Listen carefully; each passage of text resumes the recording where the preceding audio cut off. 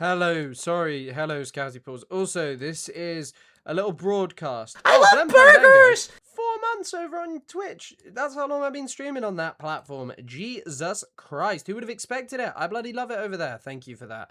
Always appreciate it, man. Thank you for helping try and contribute to Twitch. I know I was saying I might not do it. We'll see how the rest of this month goes. If we have a good month, maybe we'll keep it going. I don't know. We'll see. But also, little update for any of you who are VOD watchers.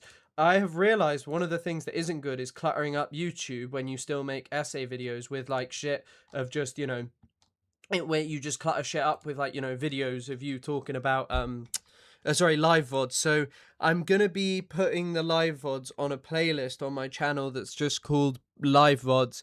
And they'll be going there after, you know, like a day or two. And they'll be going there after like a day or two. You'll be able to see them, but they won't be listed on my channel, everyone. Hello, Elephant Fish. Hello, Marcus. Hello, Comrade Stapler. Hello, AC. Hello, what's up? Hello, everyone. I hope you're having a good day. Already, Blem Fandango, thank you again for supporting the channel. It's awesome for me because I'm going to pop myself a little Zinnian. Yeah. You don't see that every day. You don't see that every day.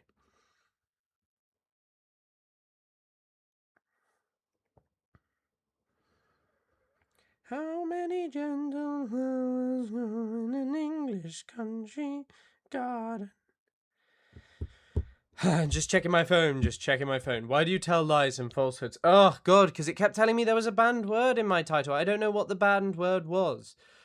Is clavicular Hamas? Quite possibly. I'm having a lime flame flavor today. They had no regular ones at my local shop, and so I decided to have a lime flame one, and they're fine. I don't mind them. I'm trying to have less of them. I have like 4 a day at the moment. I've been at 3 a day before at points, but it's trying to just get it down. Especially when I'm out with my friends, I'd have way too many, but I need to cut it down. Another ice shooting of a Colombian national with a work permit in Maine. I know. I completely understand if you're less jokey today, politics. It's tough.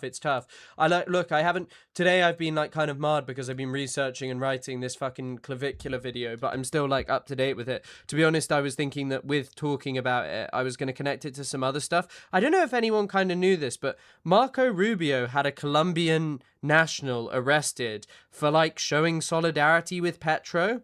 I don't know if any of you have heard this. Marco Rubio literally personally signed off on some guy who was supportive of Petro being removed from, being detained. I don't know even what's happened to him. Who's like a massive influencer. It's actually fucking crazy. And Marco Rubio is just straight up ruling Venezuela.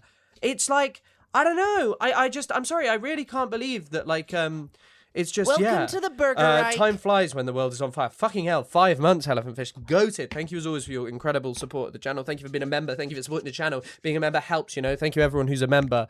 Another ice killing, damn. Yeah, they killed some guy. I mean, I'm not showing any of it. It's awful. The footage is horrific, and I would actually recommend, I mean, you know, I don't think we should probably be watching these anyway. I just happened to put it on my timeline because that's how it is. But yeah, it's awful. But yeah, Marco Rubio had some fucking guy detained who criticized Petro. Who supported Petro. I'll show you the article. I kind of ran out of time because I was reading the Venezuela one and I was faffing around with the other one. And yeah, don't worry, I'll talk about that. We'll get into that later. We'll talk about that later. Thank you for reminding me. But I don't know if you saw this. Memo by Rubio approved detention of immigrant who criticized Trump ally. His name is he went by Beto Corral. He's quite famous. He's got like 1 million followers, I think, altogether. Hold on. Beto Corral. I just haven't seen many people talking about it. Petro tweeted about it, but like, this guy's a YouTuber. He's got 280,000 followers on YouTube, and he's just in prison. He's just in prison for critiquing some guy in Colombia who's allied with fucking Trump. Well, sorry, he's in prison for just critiquing the guy that they're backing. Abelardo de la Espriella. Espriella? It's crazy. Yeah, and like, I don't know. I don't know. And he's running Venezuela. Why do right-wingers demand civility when it comes to their dead and openly contempt when... the other thing that I don't give a shit about, like, contempt, like, you know, their argument might be like, well, we can mock people on the internet too. Somehow I find it like, the mocking people on the internet, like, sure, it's not always great, but, like, these people in their life, like, literally advocated for slaughter. And, like, what? Now you have to treat them like they're fucking saints? I'm sorry, what? Like, why would I ever fucking treat Lindsey Graham with any kind of respect? And then people are like, online, things are getting a bit mean. Lindsey Graham was literally, like, licking his lips at the murder of children. He also just oppressed people happily and, you know, persecuting minorities. Fuck that guy. Like, am I ever going to be sad he died? But when, you know, someone who dies who, like, did something positive in their life, then sure, like, I think that maybe we should say, like, you know, yeah, we should maybe show a bit more sympathy. Elab, hello Elab. Elab, are you not normally on Twitch? You're not normally on Twitch. Also, I'm gonna need a new mod on Twitch, because I'll just add a new mod. Scouty Paul, seeing as you're always here first, I guess I could make you a mod. I guess we do need one occasionally. So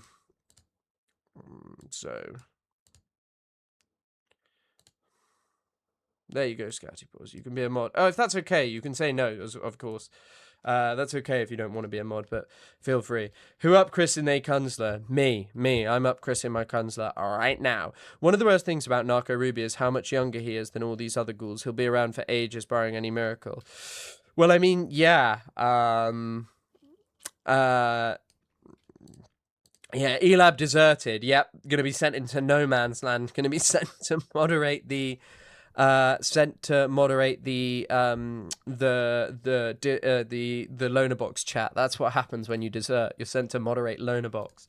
But no, I needed a new mod. I'll try my best. Don't feel obliged. Sorry, you can say that. You can say no if you want to. I just realised that we're down a mod, so more than happy for you to take over if you want to. Don't feel obliged though.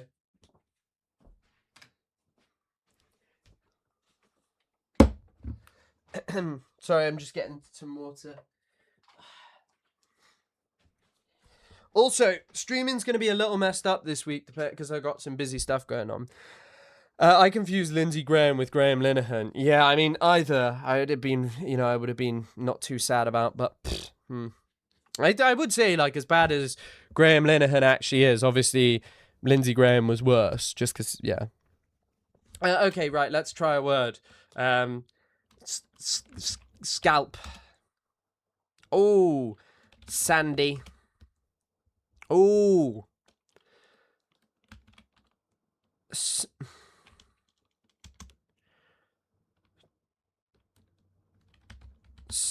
Surat? Is that a word? So the A has to be here or here. So it's a vowel here. No, wait, no, it could be something like that. Stoma? Okay, something A?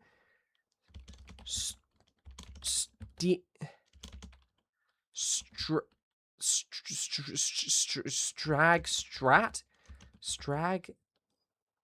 Oh, fuck. Something,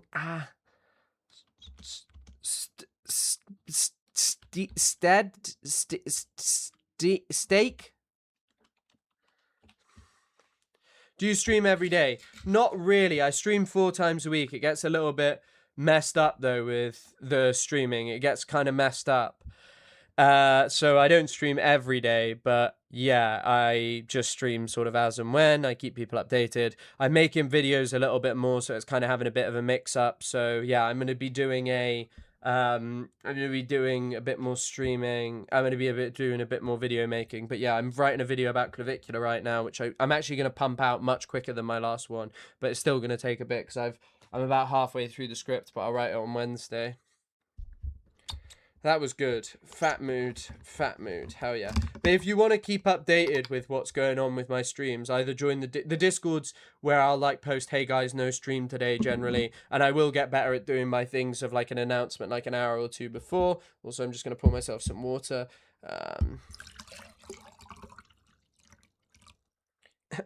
But yeah, as I said, guys, from now on, stream VODs are going to be unlisted. Stream VODs will no longer be listed now because the reason stream VODs are going to be unlisted is just to stop the clutter because there's like 200 plus videos. We're cutting your pay, Chris. Oh no, please don't cut my pay. Please don't cut my pay. That you and Isaac are in a thruple polycule. Also, there's going to be a little bit of an update about No Politic here coming out, I think, at some point soon. Some of you will have already heard it, probably. I don't know, but we'll see.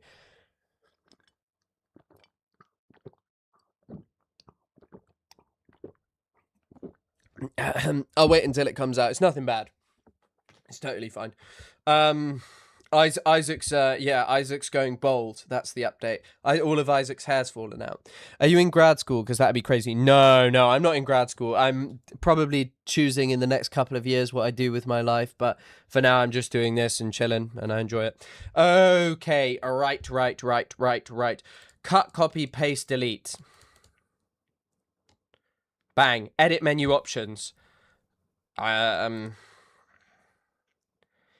Grocery, shopping, no. U-turn, shuffle. Things you come to, an understanding, agreement, deal, bargain. Nice. No, we're not getting married. Is there any reason to care about Clavicular? Isn't he just another example of the insanity of late-stage capitalism? I think he's interesting to talk about some other stuff with. Also, I just think, like, it's kind of, like, funny reprieve of, like, the news is quite stressful, and it's quite funny watching Israelis talk about Clavicular and Zionists talk about why Clavicular is bad, and then be like, he's a misogynist. It's just kind of funny. But for the actual YouTube video, the reason I'm going to talk about him for like an actual long form video is just talking about Zionist propaganda, what he's doing there, because basically it will give an opportunity in the same way that Israel views Clavicular as a way to speak to like apolitical people. This is a way to just talk to more people about something interesting, you know, well, something that you can use to be interesting. And on the stream, it's just like a kind of reprieve thing. But if it is, a school is funded. Grad school in the UK is kind of funded. I'd have to get back to you on that fully. I don't understand that. Yeah, I mean, that's the thing about Ro Khanna. The Ro Khanna being detained in Israel is funny. It's funny watching the Israeli response, but it's also, it's kind of crazy because he's a bit of a dick, to be honest. I guess you're this side up, recycling, U-turn, recycling, shuffle. You think it's those? I think you're probably right.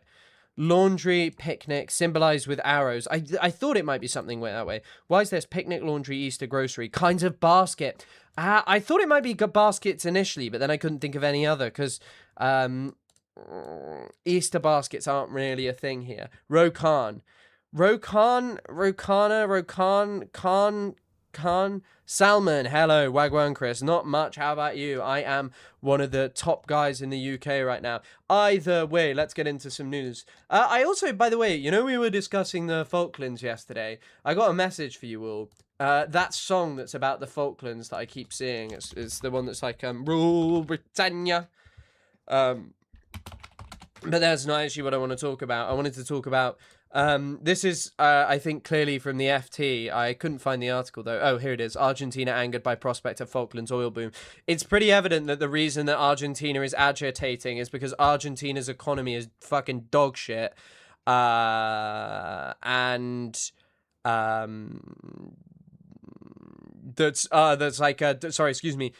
the economy is dog shit, but apparently construction has begun on the Falklands' first oil field, Sea Lion. Over 300 million barrels of certified recoverable resources will be tapped into less than 2 years' time. By the 2030s, it could be generating more income from oil and gas than Britain. Peak tax revenue would be worth £80,000 for every individual man, woman, and child resident on the island. Fucking crazy how much the UK will get out of that. But I guess there aren't. How many people live on the Falklands? Is it like a few thousand? It is a weird place, by the way. I watched videos of it. Yeah, I mean that's basically okay. If we take the max 3,662 times 80,000, that is quite a lot of money. So nine zeros is what? That's like Is that 29,296,000? No, wait. That's 292 million pounds, 960,000. Sorry, 292,960,000 pounds for as oil revenue that the UK will be getting from that. That is actually a lot of money. I think I did that right, but that's fucking crazy, actually. The other thing about this is obviously I don't really like this. Like I don't think pumping oil is a great thing, and I don't think doing it in another part of the world is a good idea. But yeah, it's just crazy. And yeah, I hope England beat beat Argentina tomorrow. Yeah. You are third behind Harry Kane and Jude Bellingham. What, as like top British people? That is actually a lot of money. Yeah, I did the calculation. I was not expecting it. Will be tapped into less than. That is crazy. That's it, but 50,000 barrels a day is per day in 2032. Doesn't feel like that many compared to some places, but that's will be equivalent to a year for each of the roughly 3,500 islands. Mate, it might be time to move to the Falklands. Streaming from the Falklands. You know the guy who was talking about the universal income? Maybe he was just an oil baron. We should fill the Falklands with genetically modified reptiles. Yeah, I guess if we're giving these people 80 grand, we need to give them death claws from Fallout, or do the kind of experiments that turn people into fucking death claws. We should do that, actually. In the Falklands, seeing as like no one lives there apart from fucking sheep, we should try turning people into, you know, we should basically just, turn them into death claws and see what happens. And then they won't be able to access certain bits. I'm a mod now, but how are you? Yes, you are. As long as you're happy. I just hope they both lose. I don't. Be quiet. Pumping oil is so last century. Well, it's not really. It's not really. By the way, TrueAnon, this is one of the things I've been thinking about. It is kind of crazy. I'm sure there are people talking about this, but like it shows you that I'm not as clued onto it. And I know this has been happening, but it is kind of crazy what's going on with like the US building an empire in Venezuela. And it's not even like some modern new like concept of empire. Marco Rubio just straight up like rules Venezuela. Like he's just the governor of, they all call him the viceroy of Venezuela, and he just is. Donated. Did Norway donate all their money to Gaza? I've not heard that.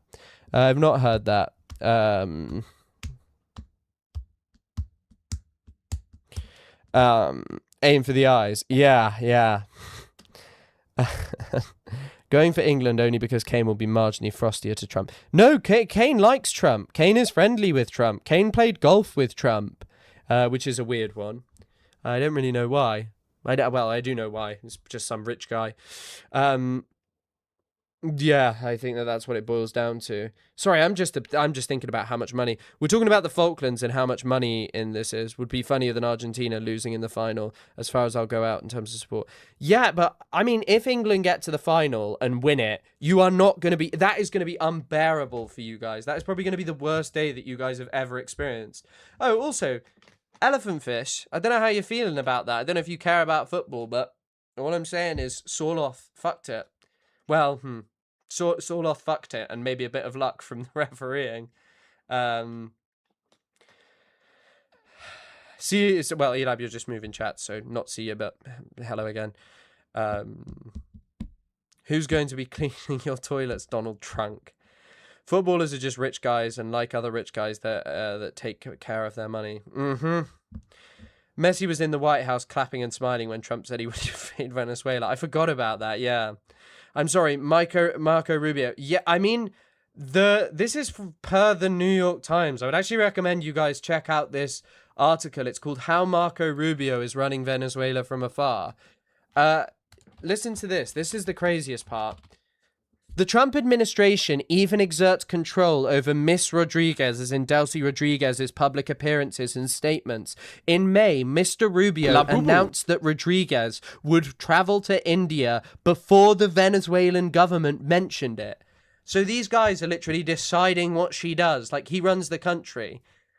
Oh, Elephant Fish, thank you for the 50 NOK.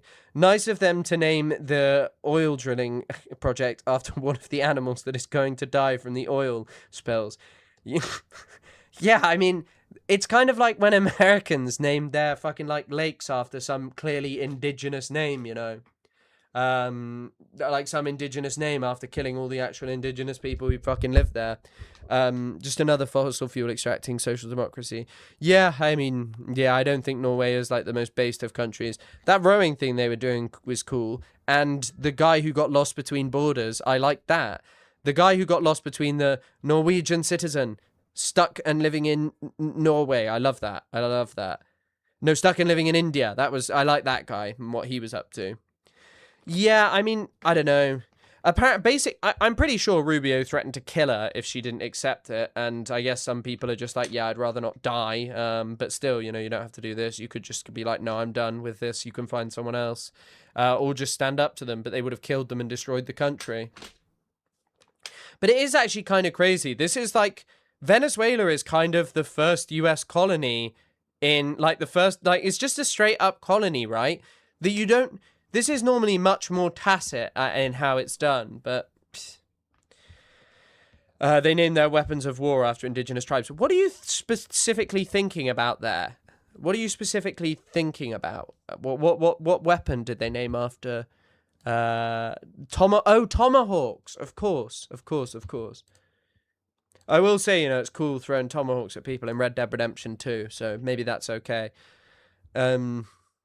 I've also seen all of a sudden a lot of people are discussing Morris cats. Yeah, I just clocked the tomahawk thing myself. Apache. Oh, of course, shit, they do it with a lot of them. I've seen a lot of people talking about this Morris cats guy. I was going to look at it, but as I said, this clavicular thing has consumed loads and loads of time. Well, it's not actually too bad.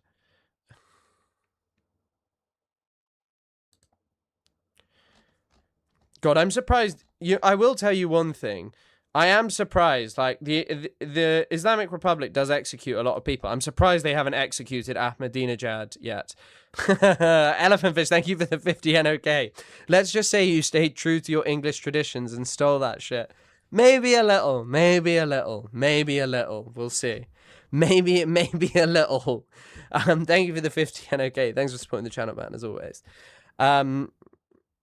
Apache, yeah, people are just talking about Apaches, Tomahawks, Black Hawk, Chinook. Oh yeah, they named loads of helicopters after them. Damn, I didn't even think about that. I'm surprised they haven't killed Ahmadinejad, sorry. Ahmadinejad, as some of you will have seen. By the way, the thing that sucks about the New York Times is it does some dog shit reporting. And even in this story, there were some parts that I was like, what the fuck? But they did do this great investigation into Ahmadinejad, which I'm sure some of you saw, that apparently Ahmadinejad was going to be that he was going to be that he was like working with Israel, but now he's apparently in public, which is kind of weird that he was working with Israel. It does seem the story was true because I didn't just hear it from the New York Times reported it way later. I miss the Islamic Republic of Japan. That's actually, do you know, I don't know if some of you know this. That's actually why they killed, Shinzo Abe. He was in the process of reinstating the Islamic Republic of Japan. Islamic Republic of Jam would also be interesting. Push back to the rogue corner really hard. Yeah, I will check out if it's Scahill as opposed to Grimm. But yeah, I highly doubt that. What, the Ahmadinejad was working for Israel? I mean, I don't know. I don't know. Oh, wow, there's a huge amount of... There's even a Wikipedia of US military equipment named for Native Americans. Ahmadinejad is alive. No, Ahmadinejad was... So Ahmadinejad, yeah, he used to be hardcore anti-West. Apparently, I heard this a long time ago. The New York Times only reported this a couple of days ago. Basically, the Israelis killed his bodyguards. And what the New York Times is basically claiming is that there were meetings in countries like Hungary that were claimed to be about climate change, and Ahmadinejad was actually hanging around the Israelis with that. And apparently he was whisked away by a Mossad agent.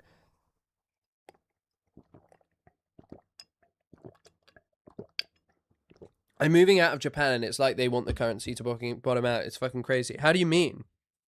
How do you mean? I don't know much about Japan's economy, I'll be real with you. I know they got Pokemon and shit.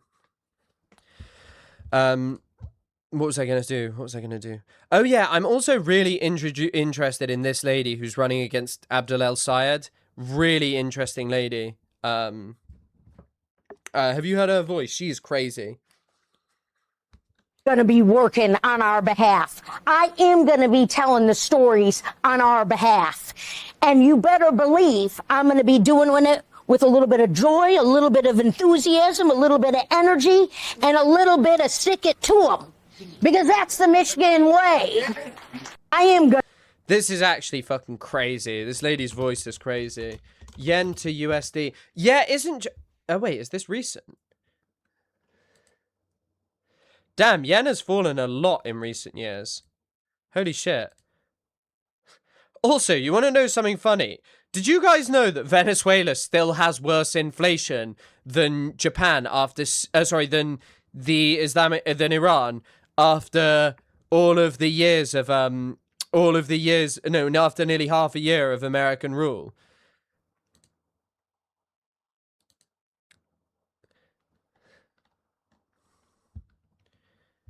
Oh my god. Sorry. I'm actually going to look at this because it's kind of interesting.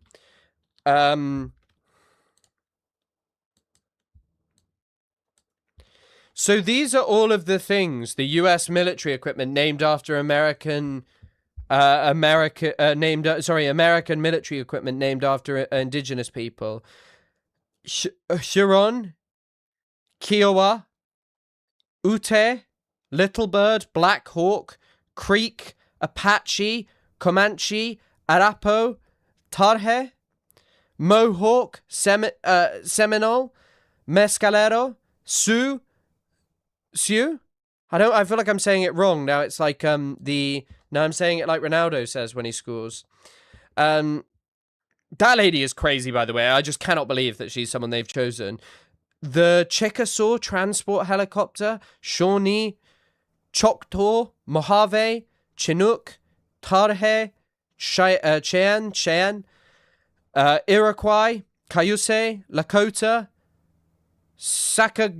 Sacagawea, the Chickasaw, yeah, USS Evans, both named after Ernest E. Evans. USS James E. So what were these? USS Platter. Wow. Tomahawk Cruise. Is there excuse they're honoring them? Put in charge of naming, disliked the existing insect names, hoverfly and dragonfly, and decided should be named for the Sioux. This was a tradition for years and was codified into Army regulations. Army aircraft were specifically categorized as requiring Indian terms and names of American Indian tribes. Names to choose from were provided by the Bureau of Indian Affairs. According to one military analyst arguing that military equipment should be more equivocate than opaque names or series of numbers, the 1969 tradition was that names should appeal to imagination, respect, dignity, suggest it. Okay, so they do actually use half the justification is, no, we're respecting the indigenous people. But the thing is that, like, they also just say it suggests an aggressive spirit. So funny as well how they're just No, by the way, Americans are just Israelis. Like, listen to that. That it's to suggest an aggressive spirit. Because they still view the indigenous people as fucking indigenous. Oh my god. Not like America. Sorry, I want to play a clip of this because Hen Mazig is tweeting something. Sorry, Hen Mazig is tweeting them. The tribe should copy. Yeah, but it was done by the Bureau of Indian Affairs, which, Iranian missiles are just named after places, right? And mostly places. Or like, yeah, I guess Khaybar is, yeah, Khaybar's a place, isn't it? There was a battle of Khaybar, because there's that chant that's banned in the UK that you are not to chant in the streets.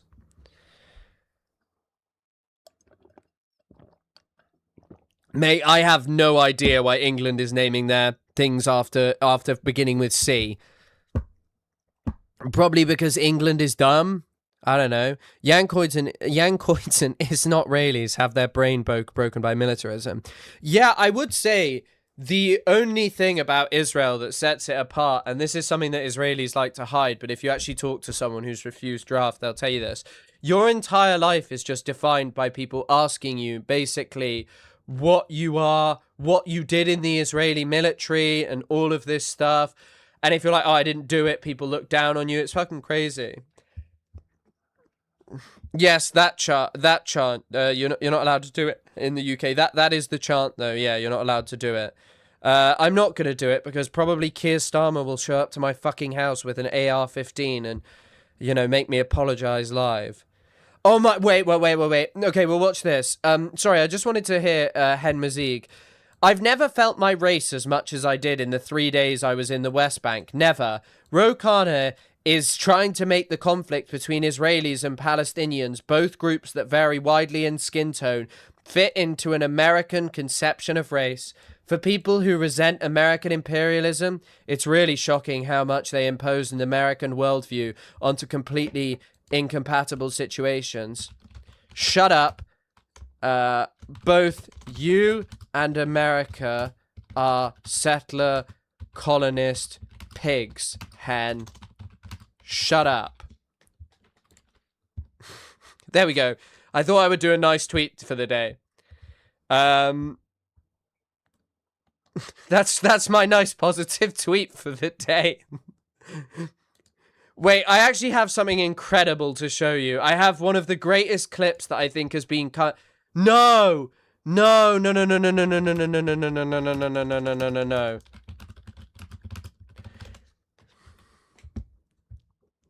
Congressman, you said you're willing to tell the story. You got approached by... Listen to this. So Alex Jones has this uploaded. Congressman, you said you're willing to tell the story at the UFC this weekend. Yeah, it was interesting. When I went to the UFC fight at the White House, a congressman came up to me and he said something that I had never really thought about. And he said to me, he's like, thank you so much for your work.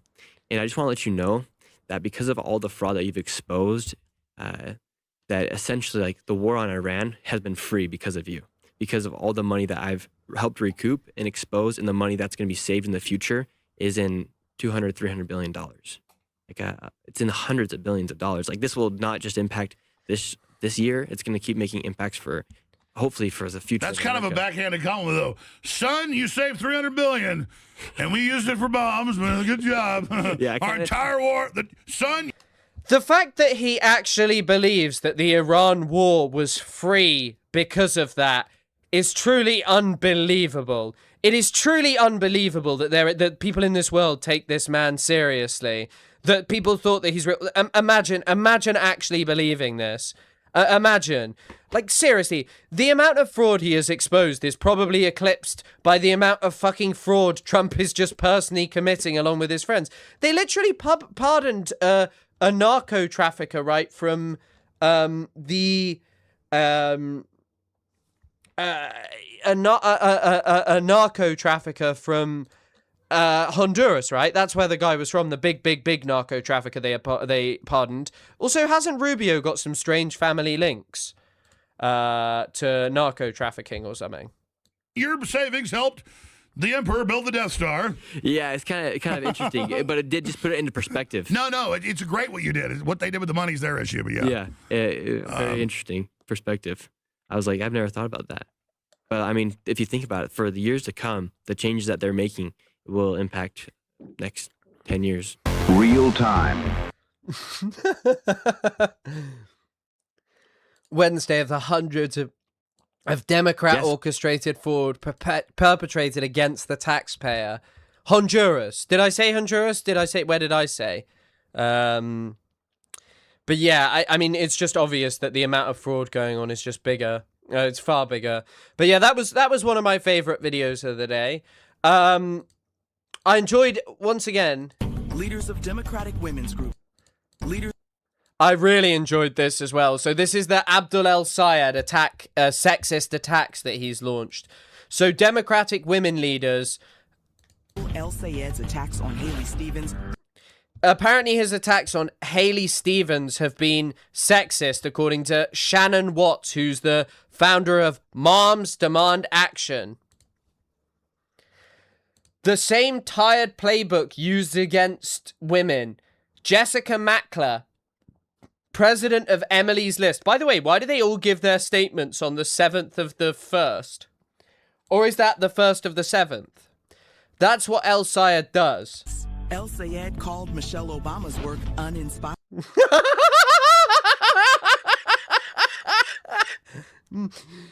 Also, by the way, Alex Jones has always been kind of anti-war, I think. I mean, I'm sure he flip-flops, but Alex Jones made a name for himself critiquing the Iraq war, if I'm not wrong. He was like really, really anti the Iraq war. No, am I wrong?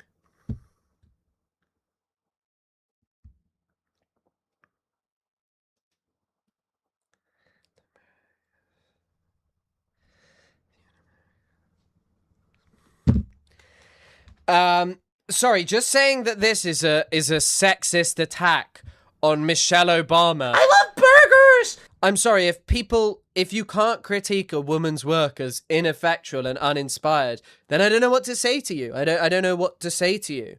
But Zay the Canamon, thank you for subscribing for 3 months with Prime. Keep the good work. Keep up the good work. I will keep the good work to myself, and I will provide you all with shit work. So thank you so much for supporting the channel with Primes. If you got your Primes, throw it this way. Throw your memberships, your Primes, throw it this way. He claimed Gretchen Whitmer was bought and sold. And an employee said they were off. An employee said offered payment. I also love how this is some attack ad that's probably cost like a huge amount of money to produce. And it just says, employee said offered payment after witnessing El Sayed disparaging women. Let's reject Abdul Sayed's sexist attacks. Ad impact. Wow.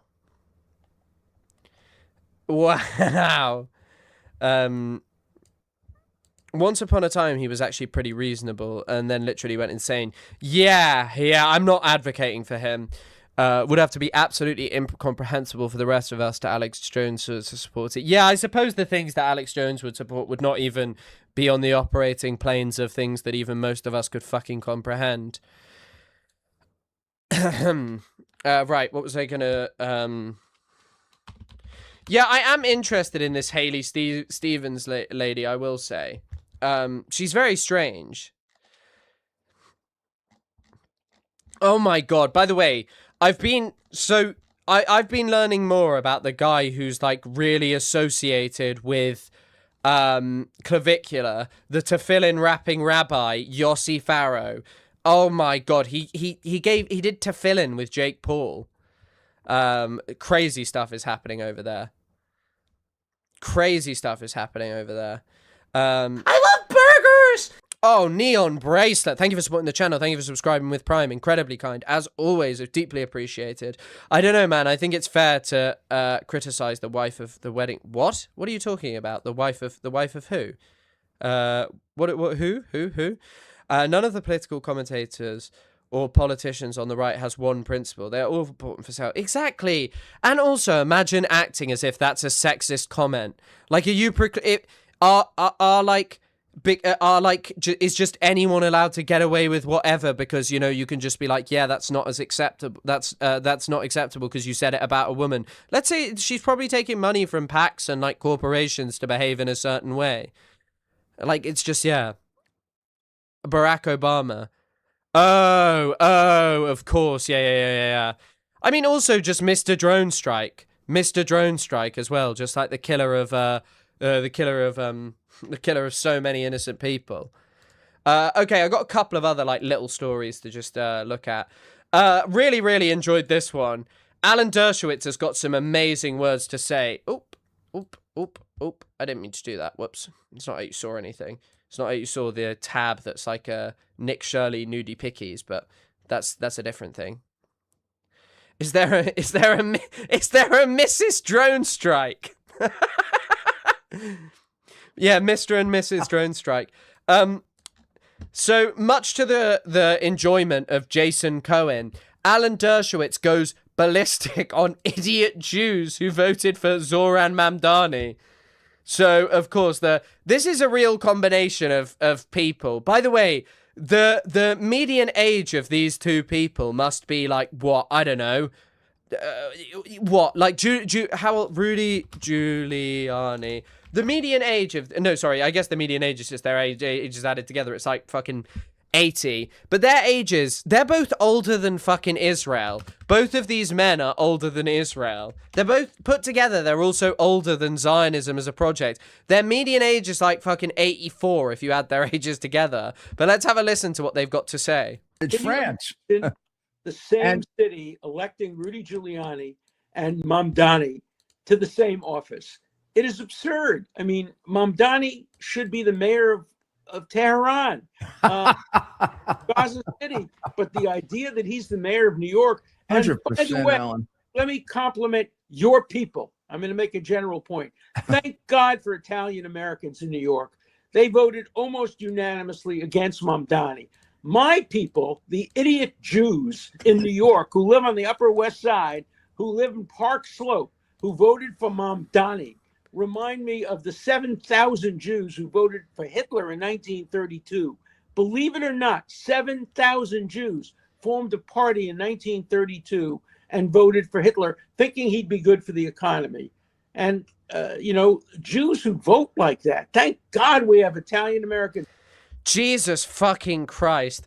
I mean, anyone is welcome to criticize Mamdani, but to compare him to Adolf Hitler, who was like killing people within like a tiny, tiny amount of time of coming into power, just like executing political opponents and like allowing his gangs to roam around, like harming Jews is fucking insane to say the least. Also, sorry, I really wanted to show this because I've just like got Alan Dershowitz. I searched Alan Dershowitz and TRT World. The first thing that fucking comes up is this image. What the fuck? He looks like some kind of Friday the 13th, Nightmare on Elm Street kind of crazy individual. Thank you for the 5 bits, likes veggies. Thanks for the dropping those bits.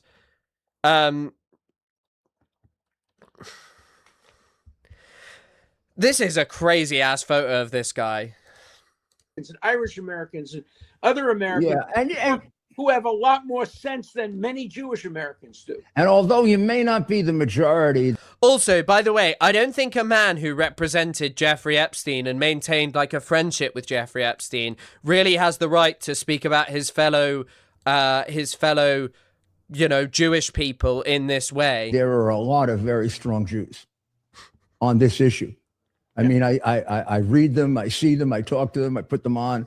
They are livid, and they all make the same point you make. Yeah. So I'm hoping that something has to wake them up, Alan. Yeah, but I'm afraid, look, nothing woke them up in 1932. Oh, please don't say that. Yeah. Gas chambers. Of the 7,000 Jews who voted for Hitler in 32, probably 6,000 of them ended up in the gas chambers. So you'd think they'd learn their lesson. It is actually, like, at a certain point, right, you do have to, like, just say, this is delusion. Like, this is just straight up, like, delusion. In the sense of, like, come on, there is no similarity between these two people at all. Mamdani and Hitler. But no, they vote for Brad Lander, another self-hating Jew. Brad Lander is a proud Zionist. It's always good to hear the opinion of someone who is like it's always good to hear the opinion of the someone who was friends with Jeffrey Epstein. Ostracized. I mean, and I was never for murder or anything, but you dare represent some other. And all the feminist groups and the radicals who think this is the worst. She said, quote, Jesus Christ. You know, I do think, though, we do have to talk about his persecution. the irony of this is that I used to represent people charged with murder, and people would, I never got ostracized. I mean, and I was never for murder or anything, but you dare represent some other, Donald Trump, you're going to be ostracized. I mean, it's just amazing how they made it. Okay. Let me give you an example of what's occurring while we speak. A mile from here, Martha's Vineyard has its book fair. I am probably the man who's written more books than any person in the history of Martha's Vineyard. And I've probably sold more books than anybody who's speaking at the book fair. But I've been canceled. My books are not allowed to be sold at the Martha's Vineyard Chilmark Book Fair because I defended Donald Trump. Until I defended Donald Trump, my books were featured every year at the book fair. I couldn't care less about that. I sell thousands of books. It's also really funny because obviously what's more analogous is just people who support people who support Trump and right wingers, when first of all they're actually the people who, you know, whose politics is in closer proximity to the Nazi project, and yet these people just say shit like this. You know, like the Mamdani is like Hitler, you know. Isn't Giuliani dying? I have no idea. And also, going forward, I think it's fair enough that you will only watch Dershowitz. You know, you have to show solidarity with a man who's been banned from the Martha's Vineyard Book Fair. There is no human being has ever known persecution like Alan Dershowitz. But you think the people of Martha's Vineyard would want to make sure that a book fair doesn't become a book unfair in which What a play on words. You can tell this man is one of the greatest legal minds of his time. People are canceled because of exercising Sixth Amendment and First Amendment rights. Shame on the Chilmark and Martha's Vineyard Book Fair. God, it is incredible that people put up with this. It is incredible that people humor this man. And his father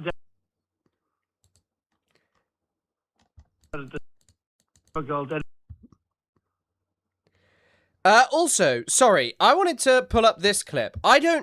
So this is the first time I've heard someone actually talk about this.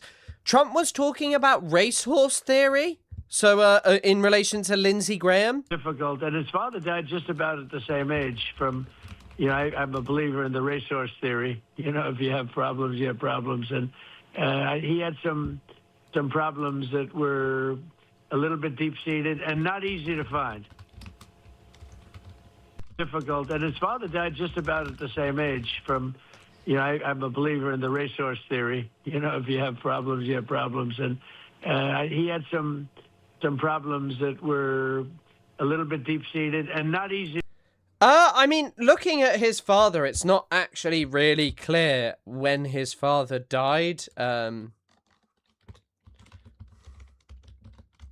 His mother died of Hodgkin's lymphoma. His father did die of a heart attack.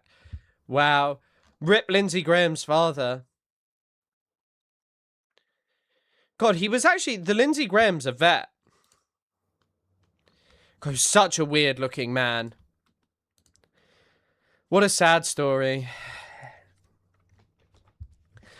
Private events now. Whenever a business wants to be racially discriminatory, the Conservatives told me private businesses... Yep.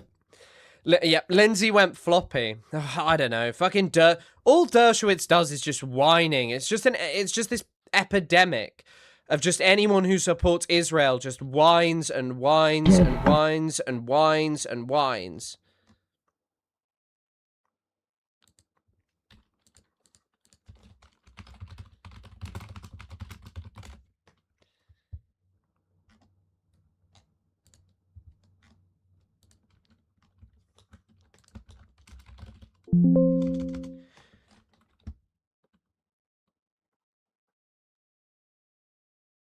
Sorry, I've just seen... Oh my god.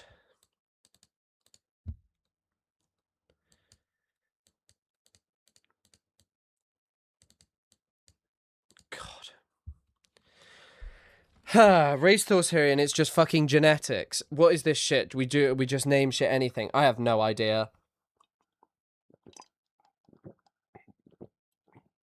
Was his father gay also? I don't know. Looking into it, we'll have to see.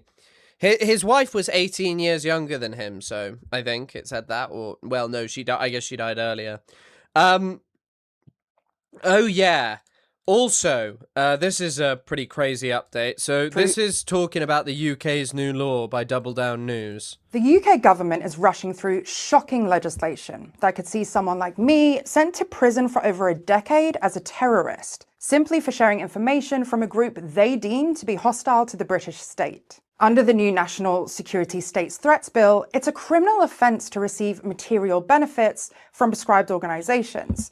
Historically, a material benefit meant tangible assets like money or weapons. Not anymore. The government now categorizes information as a standalone benefit. If you obtain, accept, or retain data from a source linked to a designated threat, even with zero financial exchange, you can be treated like a terrorist. Worse still, this bill bypasses standard constitutional checks, granting Shabana Mahmood as Home Secretary the unilateral power to designate any group as a state threat, treating them just like prescribed terrorists without a single vote in Parliament.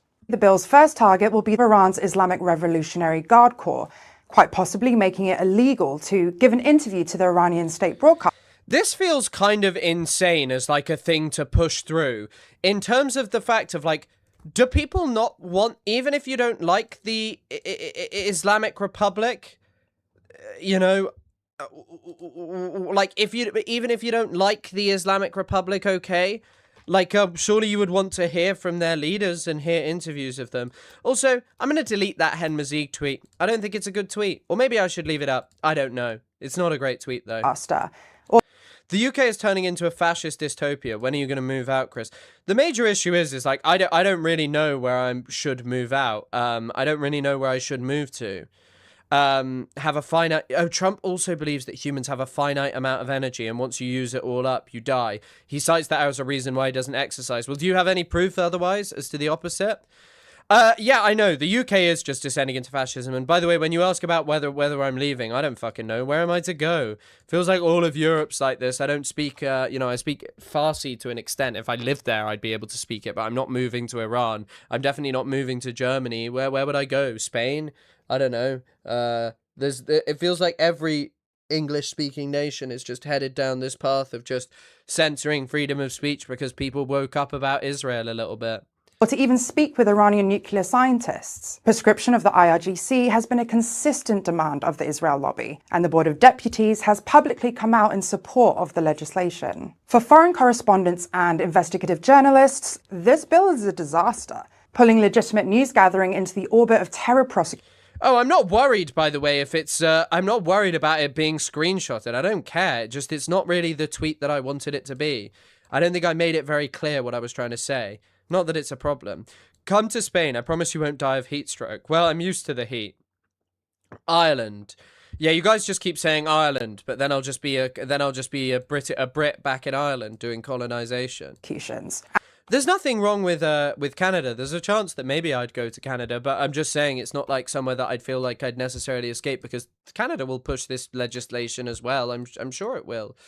You know, it wouldn't surprise me if this is like a thing that, you know, is pushed by most Western nations. Like, the UK is just the canary in the coal mine. The UK is just going further than anyone else right now with it. And forcing journalists to weigh the public's right to know against a decade and a half in prison, effectively killing off reporting that contradicts the state's narrative. For humanitarian aid workers, it's deadly. Charities operating in conflict zones have to interact with local groups, including designated ones like Hamas or Hezbollah, just to deliver aid and keep their staff safe. Under this legislation, logistical survival is reclassified as assisting a threat. Charities face an impossible choice: stop life-saving operations or risk 14 years in prison. The independent reviewer of state threat legislation, Jonathan Hall KC, asked the government to include a reasonable excuse. By the way, I think we're about to get hit by another, come to Pakistan, crepe for all men, not so much women. Well, Pakistan's quite authoritarian, no? I mean, what happened to poor Mr. Imran Khan? Not good stuff. I fear I might go the same way as Imran Khan. Be sent to prison. There was something I wanted to search, but it's now slipped my mind, so who gives a shit? Defense to protect legitimate workers from accidental prosecution. The government refused, creating a legal minefield based on the standard that an individual ought reasonably to have known a body was designated. In a chaotic war zone where affiliations are murky, ignorance is no longer a defense, effectively placing a burden of guilty until proven innocent on any journalist or aid worker operating in a complex geopolitical landscape. Ultimately, this bill represents a profound inversion of justice. In a desperate bid to control the political narrative, the UK is willingly sacrificing foundational pillars of a free press, the right to dissent, and basic humanitarian decency, leaving researchers, reporters, and aid workers as collateral damage in a relentless expansion of state power. Yeah, I mean, I don't know, just watching this country just go down and like what all of this is happening. Whilst all of this is happening, and then you have like shit like this today as well. Andy Burnham there. He made a statement in relation to Gaza saying that we didn't get it right, we must do better, and it took far. Like, what's this whole thing of like the UK releasing a statement like we got it wrong on Gaza, but then wanting to crack down on people who are like advocating for the Palestinian cause, and like this is much bigger than the Iran Islamic Republic stuff. Talking much more here just generally about crackdowns on freedom of speech, but also this fits within it, you know, not in the sense of, you know, it's like about preventing people really, it's just making discussion around Iran more and more complex. Too long to call for a ceasefire, and that now we must do much more to strengthen our approach. As the Foreign Secretary, do you agree with his reflections? Yes, and I think, look, a lot of what he was talking about, I think, was referring to issues for us as a party in opposition, because I think it's about the kind of the early response that we had on this, where we should have been faster to call for a ceasefire and also been clearer from the start about the importance of international humanitarian law. And I think that is a reflection really for us as a party, but yes, I do agree with that. I also love how you can just be like, we got it wrong, and like thousands and tens of thousands of people are just fucking dead. Like, that's just it. You just have to fucking, you just say, whoopsie daisy, got it a bit wrong, whoopsie daisy.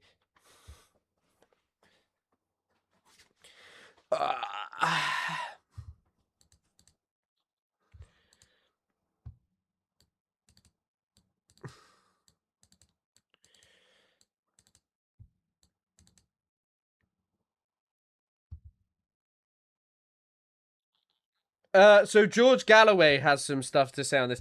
By the way, Galloway's such an interesting character. And yeah, they're banning BDSM, you're right. Boycott, divestment, sadomasochism. No, sanctioned masochism. Yeah, they're banning that next. They're going to ban BDSM because it's too close to BDS. Because it doesn't matter if you did wrong, if you prevent consequences. Admitting the government was wrong, but cracking down is just land acknowledgement while preventing land back. Yeah, great analogy.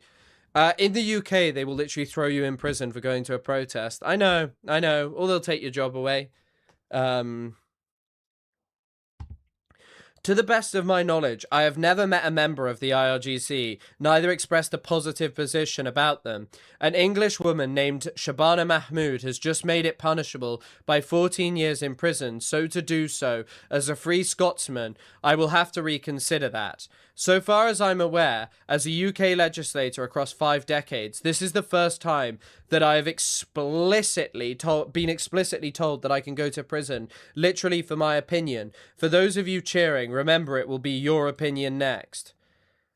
For decades, the West claimed moral superiority because of freedom, but the UK is not a free country. It's a police state run by genocidal maniacs, imprisoning people for vocalizing vanilla opinions. Absolute fucking madness. Yeah, it is fucking true. Clavicular may be responsible for the decolonization of Palestine. We'll have to see. Clavicular may decolonize Palestine. No. Police don't really carry guns in the UK. I don't know. There hasn't been that much pushback. Like, it's mostly just because the government here is smart to allow protest as kind of like a pressure valve. That's the way that they're doing it. That's just what they're doing. That's how they do this. You know. And I mean Germany as well. Germany is now making it a criminal offense to deny Israel's existence. And they don't even recognize Palestine. There are laws against inflicting physical harm during a sexual encounter. No, I don't think I don't think BDSM is illegal in the UK. I don't think BDSM is illegal in the UK at all. Maybe I'm wrong, but no, I don't think BDSM is illegal. Also, Twitter's being a bit weird. I don't know. But yeah, oh, hot one. Okay, we'll do a quick Iran war update because yeah. Iranian state. Okay, let's have a look. So there are new explosions. Russia and Iran approvals sink right into the Strait of Hormuz. Trump's net approval is minus 19 points now. Wow. State media now reporting new explosions around the Strait of Hormuz as the battle with the United States for control of the area continues. The latest strikes, one of them come near the port city of Bandar Abbas. It follows a night of reciprocal strikes, with the US saying it hit military sites across Iran. Earlier, President Trump said his forces were hitting Iran very hard. US Central Command say they struck targets across the country in a 5-hour mission. Iranian forces say they hit and disabled 2 supertankers in the Strait of Hormuz. 1 crew member was killed, 8 others wounded. What's Brent crude at? Brent crude price. Oh, Brent crude is down. Why is Brent crude down today? Government borrowing cost price jumpers, Middle East. Why is Brent crude down? That doesn't really make much sense. Why is it jawboned? Well, did Trump do something to jawbone it? Sorry. I mean, it's still $80, but I'm just surprised it's down today. Let's have a look.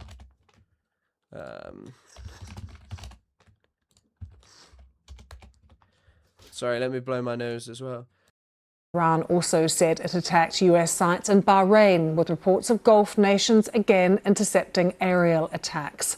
Iran also targeted US airbase in Jordan with ballistic missiles, which Jordan says it shot down. Let's bring you the latest from the Gulf. We can speak. I also have no idea. I have no idea when they'll... I have absolutely no idea when Trump will decide that this isn't going to work. I think his administration is too dumb, and I think they're riding too high. I think they're riding way too high off success in Venezuela still. I mean, as I mentioned earlier, Marco Rubio literally rules Venezuela. The only thing is the thing that sets Marco Rubio apart from any of the Iran experts in the US administration is there aren't any Iran experts. I mean, there's barely any Venezuela Israeli, there's barely any Venezuela experts, but Marco Rubio is actually a fucking he's actually, he can speak Spanish and stuff, and there's no equivalent of that amongst the the sort of Iran heads. And there's also no one who's set their sights on doing this their entire life in the same way, who's from the region. To Middle East analyst Luciano Zakara, who joins us now from Doha. Good to have you with us. So reports on Iranian state media of strikes near Bandar Abbas, also near Bashir, Luciano. How significant is it that we're now seeing daytime strikes?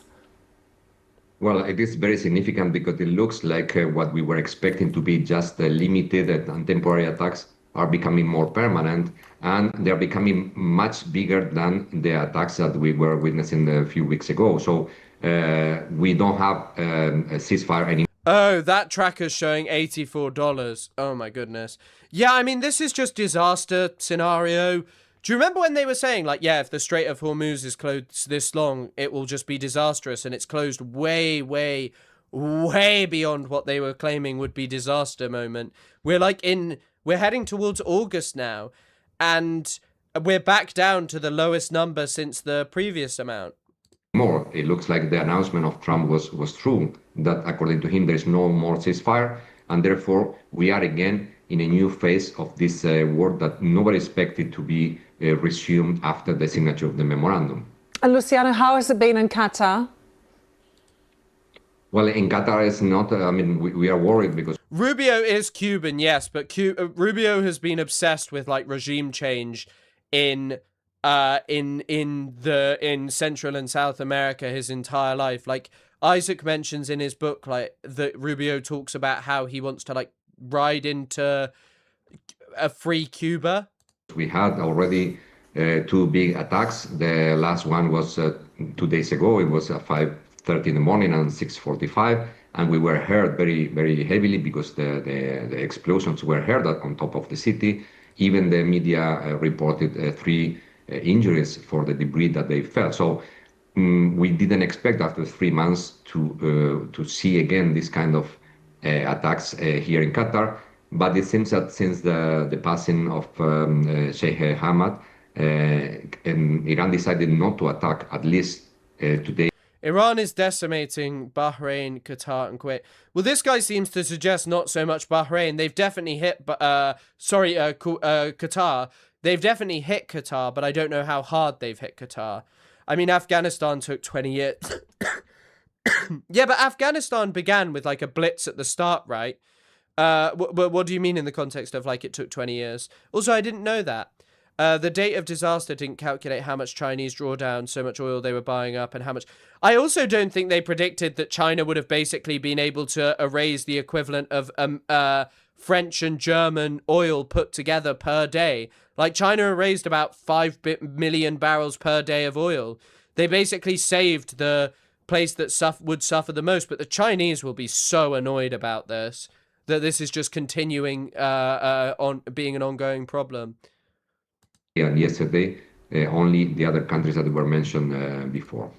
We'll see how is it going to continue in the coming days. And Luciano, what are you hearing from inside Iran? What do the hardliners believe the US is trying to do here? Because there are some thoughts that maybe they are softening the ground in preparation, perhaps, for ground forces.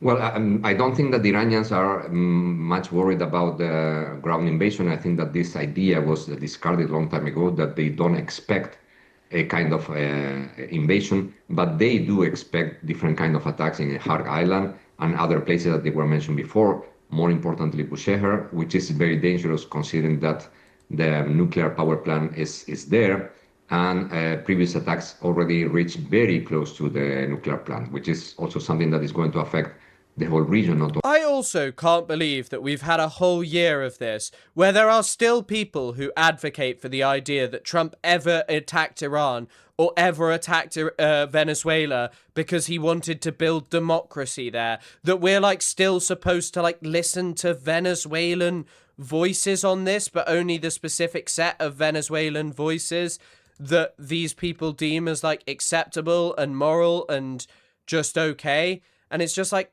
seriously, shut up. Like, this is just utter nonsense. Like, the US is just rebuilding its empire. Also, Trump has released an insane statement, so we'll look at that. Only Iranian electrical infrastructure. But I think that the Iranians, what they don't want is the United States to impose their force in the Strait of Hormuz, that they want to keep this card and they want to keep the control because this is the best card they have. And Genji Hikaru, I think you're right. Ending this war would require acknowledging the humanity of Arabs and Iranians as well. They can't do either, and keeping their word. And yeah, none of that will happen. None of that will happen. Have in order to achieve some benefits on in negotiation that it was until a couple of days ago still ongoing. So, Luciano, with Iran attacking ships and also some Gulf states as well, is it possible to assess how degraded Iranian forces are, how much damage has been done? Well, this has been the question since the very beginning of the war. We have been hearing that the Iranian military capacity has been totally obliterated, degraded, and now we cannot understand what is going on. I mean, still Iran has ballistic missiles being launched, meaning that there are certain capacity of replenishment of their stocks. And they are being able to still attack 3, 4, or 5 countries simultaneously at different times. Of course, they are most of them. I think you'd be shocked how many people still buy the notion that this is about freedom and democracy, that this is all about the Iranian people. By the way, as this guy, this is like even more recent. Kuwait's military says it is intercepting hostile and aerial targets in its airspace. The Iranians have like sunk ships today. Like they're still sinking, you know, they're still sinking super tanker. Well, not sinking, but damaging them. The Omanis have confirmed that 3 tankers were struck, including 2 Emirati super tankers. The crew of the 3rd chemical tanker, Stolt Magnesium, had to abandon ship. Like the other tankers, it was struck directly in the engine room. Like, what is this? intercepted, but this doesn't mean that Iran does not have the capacity to do so. And every time that Iran tries to do something like that, again, the traffic in the Strait of Hormuz is paralyzed. So whatever capacity they have is still significant enough to put the whole economy of the world at stake. So this is something that can give the idea to the United States that the military level, this cannot be solved in any I think one of their calculations here is that they can creep towards the cliff being Chinese reserves going low to get maximum leverage in Iran, but also in Lebanon. Trump will play the markers every now and then when oil gets too high, and Israel will try to solidify Lebanon. They're also hoping Iran collapses economically, which in many regards it has been. That being said, when you back a dog into a corner, it'll bite back. And I think that's the... But I think that the other thing is that, like, China in their statements has always been like, you know, they're not, China are not pro-Iran as some people might try and claim. Like, they're not. For China, what matters is basically the, what matters for China is basically the Gulf states. The Gulf states are the places with the money. Sure, they'd love to help in Iran. They're shrewd businessmen, you know, like the Chinese will happily do that. They're interested in business. Like, they're not fucking idiots who are so motivated by this insane made-up nonsense ideology that the US is of, like, spreading freedom. And there are, by the way, still a lot of American politicians who believe that. I mean, one of the worst of them died recently, Lindsey Graham. He passed away. But yeah. Trump and Asmongold are the two faces of America. Yeah. But I think you might be right about that. Yeah, I mean, Asmongold just likes killing. China wants peace to allow more eBay purchases. Yes. China will continue to work for the prosperity of China. Yeah, I don't doubt that as well. But I think that the other thing is why it's so dumb is they've not been able to achieve it so far. And who's to say that China will just tell Iran that they have to stop it when the US is also engaged because they know that they can't get them to stop it? In any way. So it should be a political solution to stop this war, at least in a consistent way along the negotiations. And what about these ongoing attacks that we're now seeing on these port cities in Iran? Luciano, what effect is it having on civilians?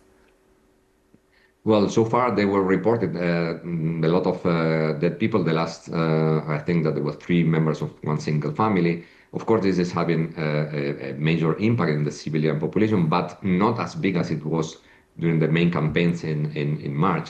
So it's possible to say that they are focusing more on military infrastructure right now, but it's affecting different cities. So the spectrum of the attacks of the United States, not only Bandar Abbas or Bushehr or Qasem Island, they are reaching different areas or different cities in very inland Iran. I can't believe. The US says it has... I just can't believe that this is real, that they're like just imposing a blockade like this.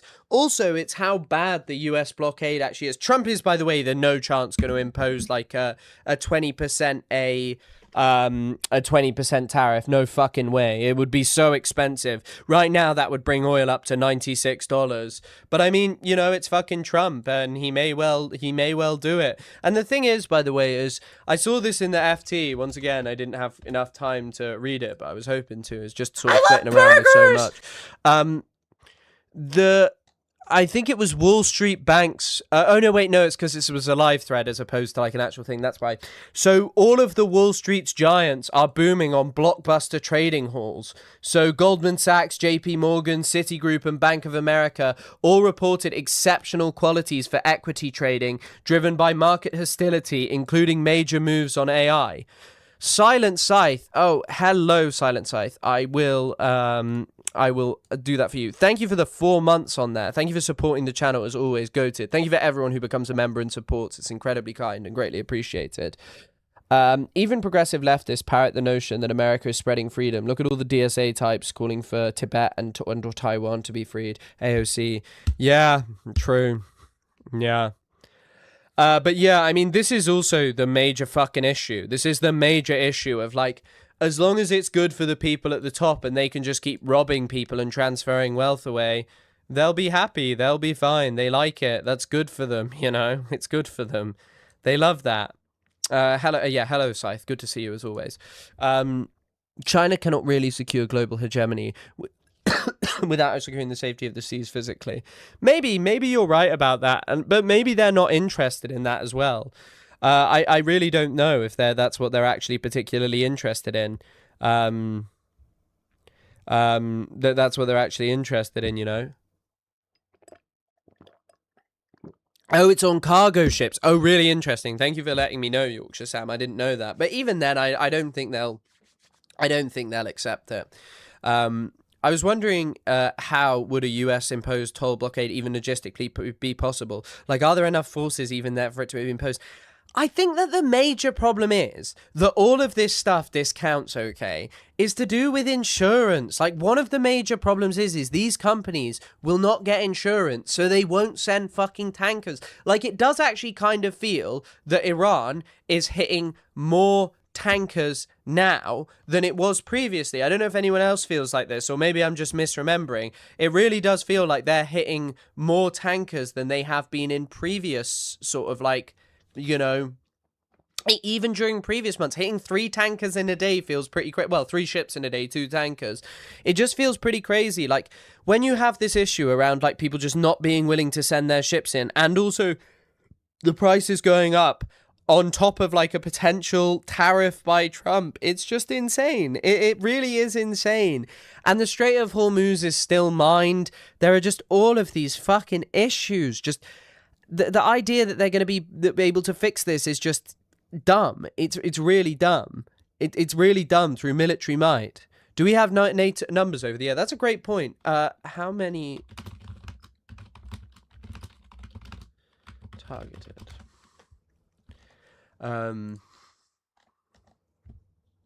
Okay, here we go. There is a list. Oh my god, it's really fucking long.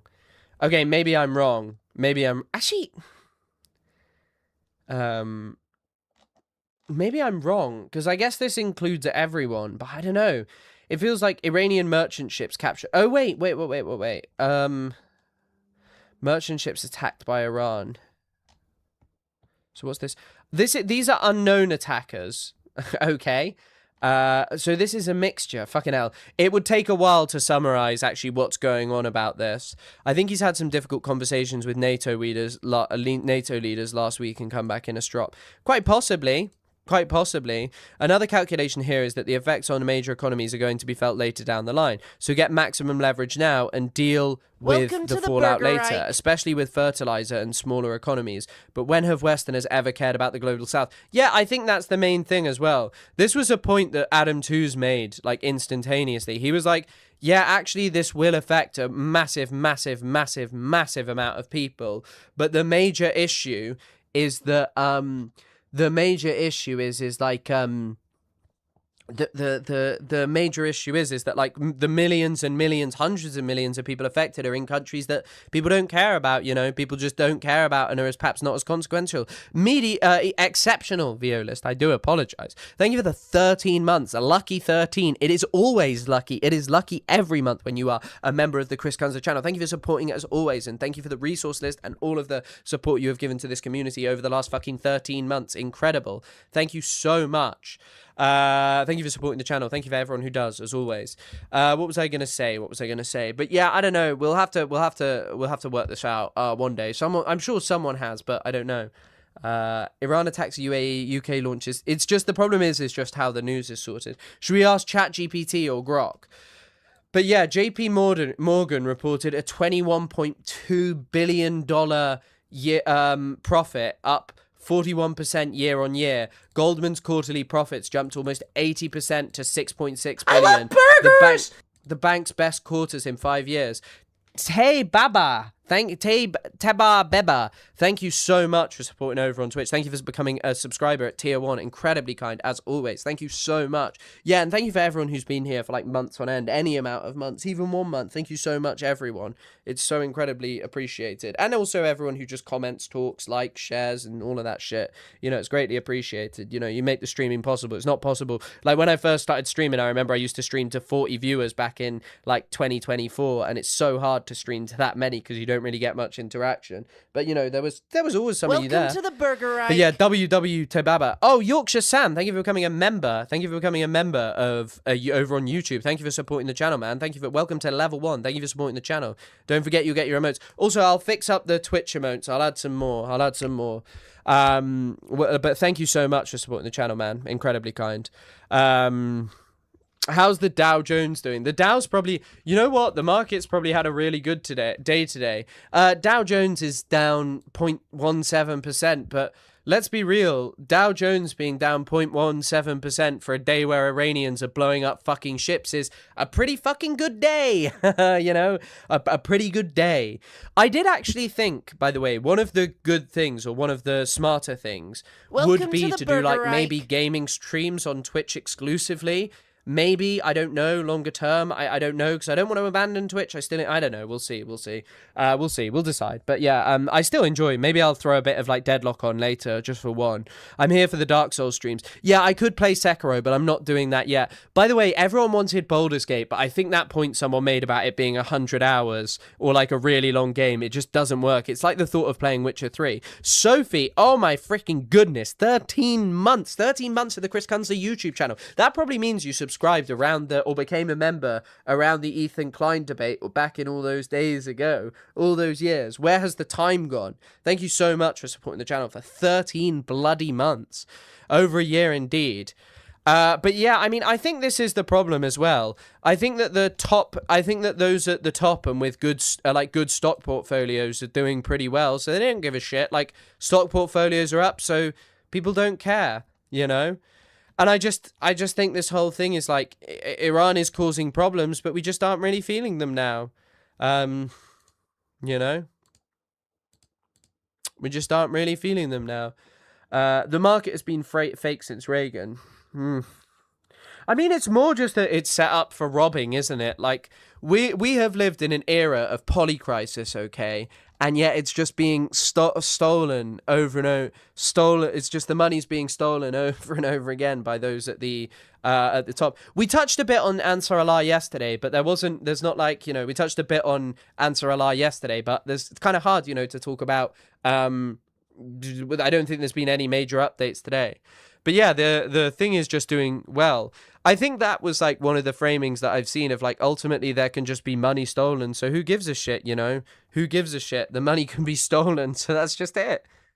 That's all that matters. Money being stolen. Also, oh my fucking God. Sorry, before we get back to the Iran stuff, Elika Labon has just come up with, this woman actually might be one of the dumbest human beings going, you know? Like, just so dumb. Saying tax the rich while advocating for the end of capitalism is like saying milk more udders while advocating for the end of cows. I mean, talking about taxing the rich as like a short-term pragmatic solution, those are fundamentally two different things.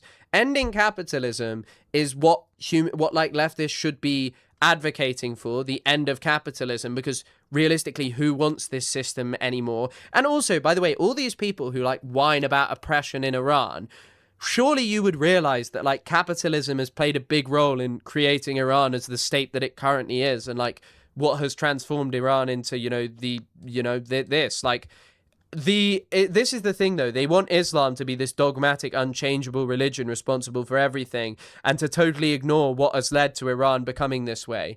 You know, and obviously Iran became this way in a large part because of exploitation, particularly the desire by my country to continually exploit Iranian oil and to not allow Mossadegh to be in the country, and the Americans followed it up. But it's a very interesting.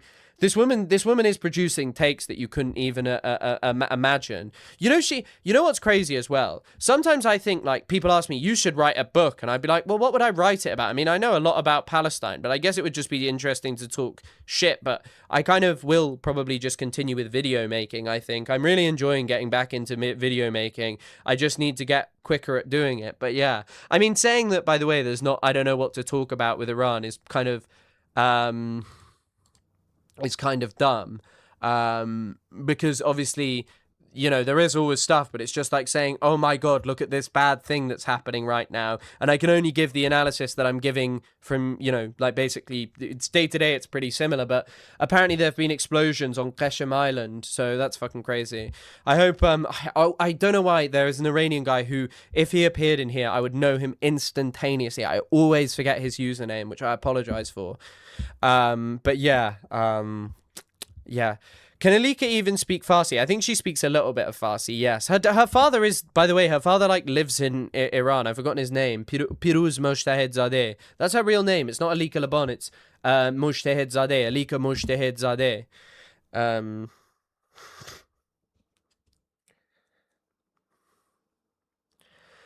You could write a book about Alika Laban. You know what? I would actually write my dissertation about this, the death of the idea of Dubai. I mean, yeah, Dubai is dead.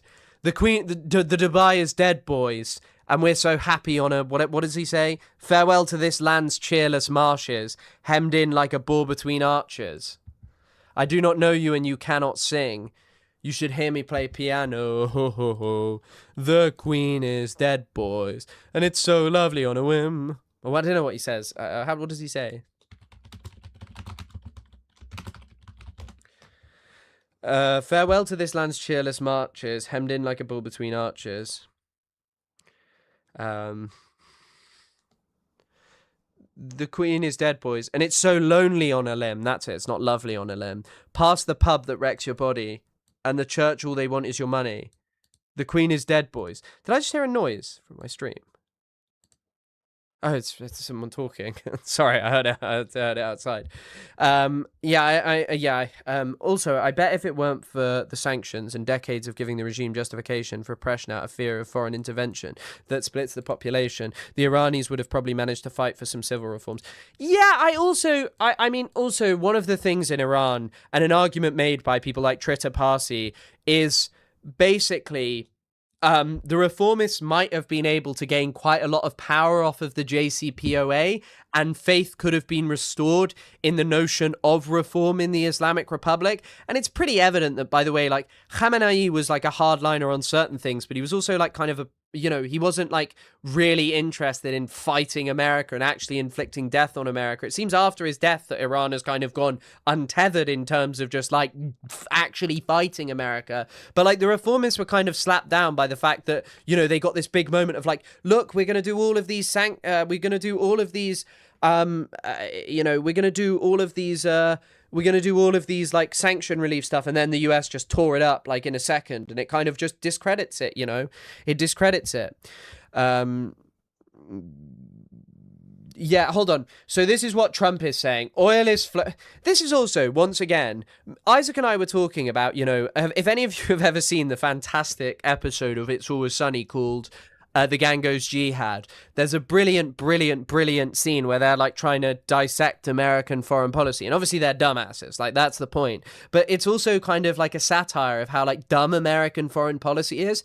And at least under Bush, you know, the concept of freedom was dumb as fuck, and there were so many lies about so much shit. But at this point, the Iran war is incoherent as fuck. It is entirely in the service of Israel that it is being done, serving a wider American agenda that has been there for a long time. But still, it is just like this thing of just outsourcing foreign policy to Israel, and it's like just so stupid. Sorry, I need to blow my nose. Hold on.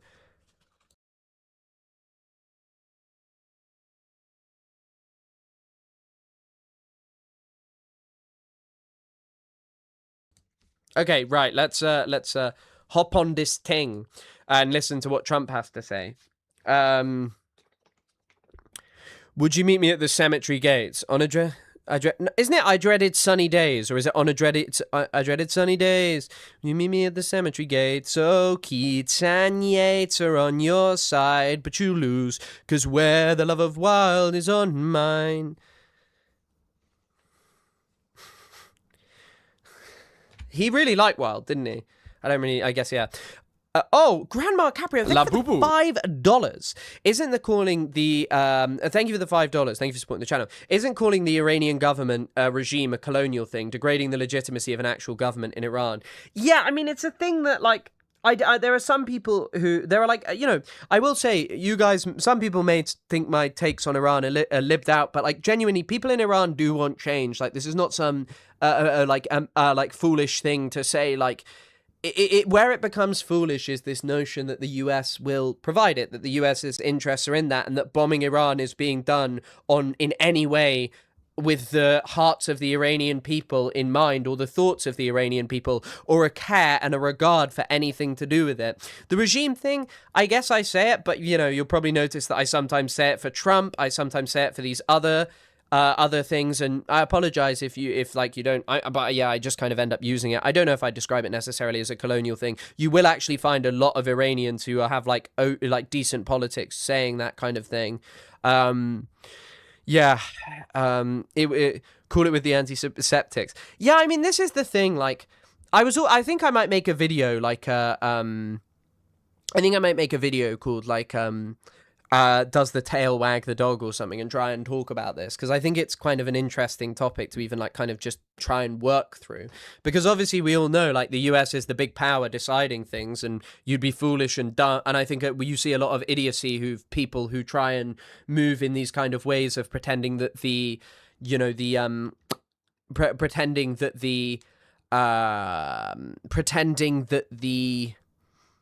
I've forgotten what I was saying. I apologize deeply. They do operate as a regime. There is an in-group in the IRG, in the form of the IRGC. Yeah, and I saw, I can't remember who was talking about this. Apparently, over recent years and over the solidification of the like kind of that sort of the Islamic Revolutionary Guard Corps as having full control has kind of much more happened under Khamenei, and it happens largely through like intermarriages between clerical families, and happening between clerical families and Islamic Revolutionary Guard Corps families as well. Bombing Iran makes the regime stronger, as has been the case. Yeah, I know. And also, by the way, the interesting thing about sanctions is it makes people in the country much more reliant on their government, because obviously they can't conduct business. And as well, another major thing vis-a-vis it is that who do you think makes money out of sanctions?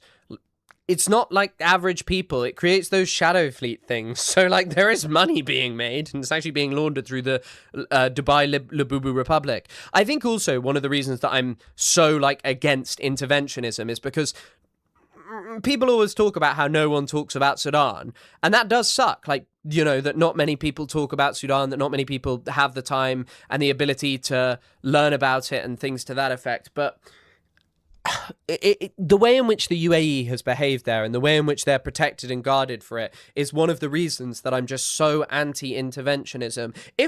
Let's just say like the West was actually there was this global force that was actually interested in building accountable regimes to their people, that did not engage in like brutal repression against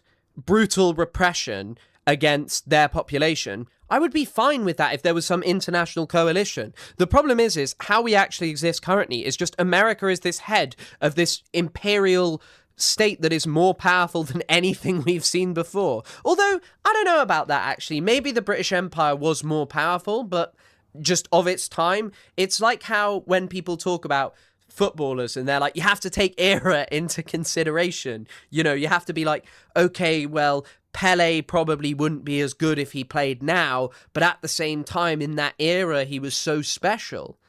But no, once again, I know I wouldn't always recommend the New York Crimes, but if you can get a chance to read that Marco Rubio article about him controlling Venezuela, this is like, he is straight up the ruler of Venezuela. Delcy Rodriguez is apparently like just updating him about what's going on in the country, and they've managed to address some corruption in Venezuela, but the awesome way they've done it is by basically handing it over to American businesses. That's what it's done.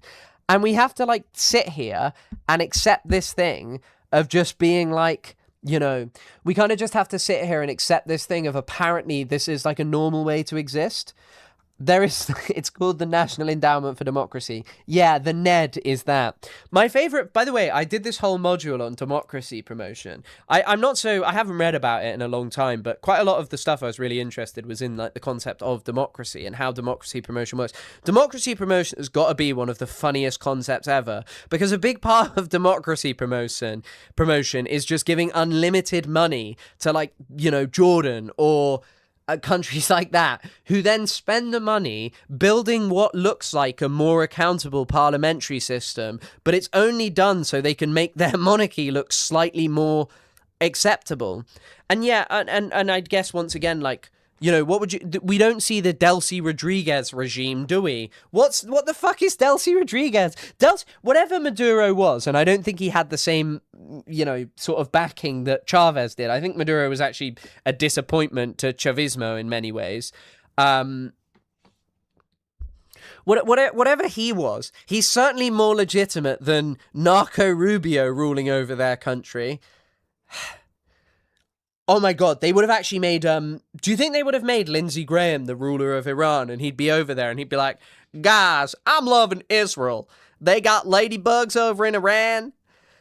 The rebuilding after the war happens from American loans and American/European. Well, that's the thing, actually, Drac. Apparently, European oil companies who already worked in Venezuela are just basically being frozen out.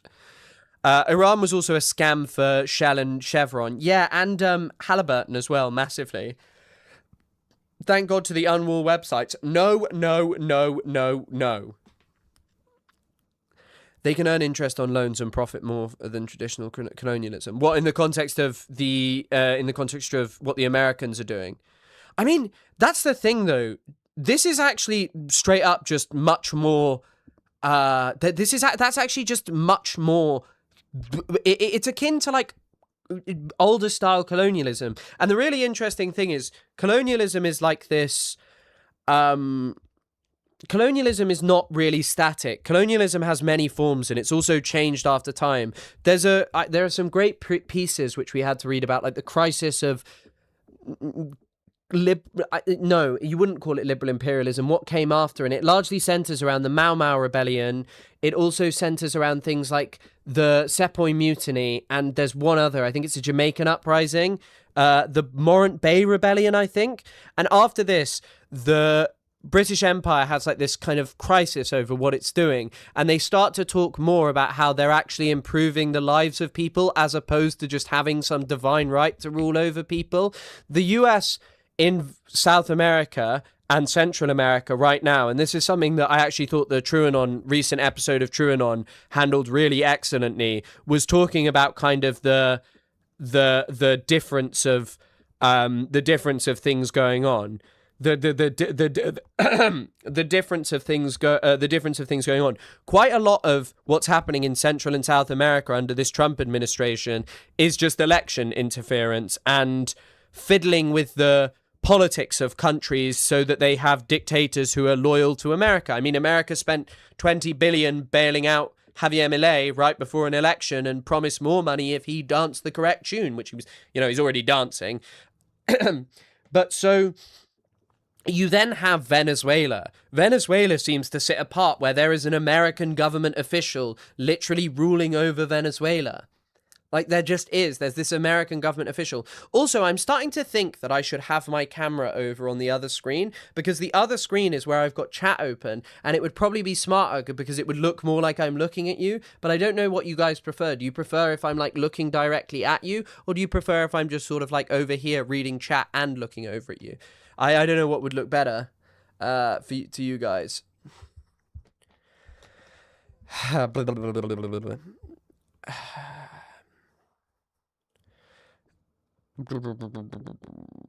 Was invented for Guatemala. Yeah, you're right about banana republics, but this is just like, this isn't even indirect rule. This is kind of Marco Rubio is pretty much governing another country, which is kind of crazy. And also, by the way, I would not recommend Googling the ladybugs things. It's not a good idea. Have you seen the Ahmadinejad news? We already talked about it a little bit. We did talk about it. I thought the ladybugs thing is just making fun of Lindsey Graham for being gay. No, it's not. Don't look it up. I would recommend that you. Oh, someone's already put it in the chat, but yeah. Don't look it up. Don't look at me. I hate to be perceived. Yeah, it's always a problem. I don't know what you guys would like of South American governments being run by American diplomats. Yeah. I don't disagree with you, and I think that a lot of that is happening right now in. I think that a lot of that is happening right now in South America. I think that America is effectively ruling over these by "you will dance the right tune." I think they rule over plenty of countries. What is unique is that, as was made by the New York Times, this is like, what happened in Iraq, just ruling over another country from America. And the kind of question of when will it end? Mark Rule IO. I can't whisper you. Can I send it here? Send what? What were you going to send? What did you want to send? I'm sure that you can have permissions. Do not five nights at Lindsey Graham's. Anyway, so we've been looking at this Trump statement for fucking ages, and we haven't even barely started it. Okay. Oil is flowing like never before, thanks to the awesome power of the US military. A special salute to Secretary of War Pete Hegseth, Chairman of Joint Chiefs of Staff Dan Kane, and Commander of the United States CENTCOM. Actually, do you want to know something interesting? Sorry, this is kind of off topic. I didn't get a chance to read this either. Apparently American... Where did I write this down?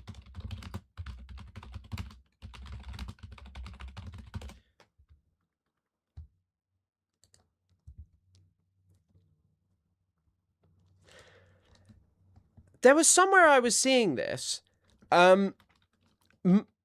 Loads of American countries just don't have loads of African countries don't have diplomats. Let's see. News. A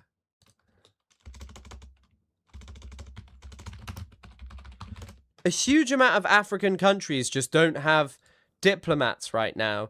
I can't... They just don't have diplomats at all. There's just loads of countries that have no diplomats. I can't find it. I apologize for that. I've lost the article, but there's just loads of them. Anyway, right, we'll go back to this. So he's talking about Brad Cooper. Shut up. Because of them and all the members of the most powerful military anywhere in the world, by far, the Strait of Hormuz is open to all ship traffic except for Iran. And that is because of their lying, violent, malicious leadership, which is taking them down the path of total destruction.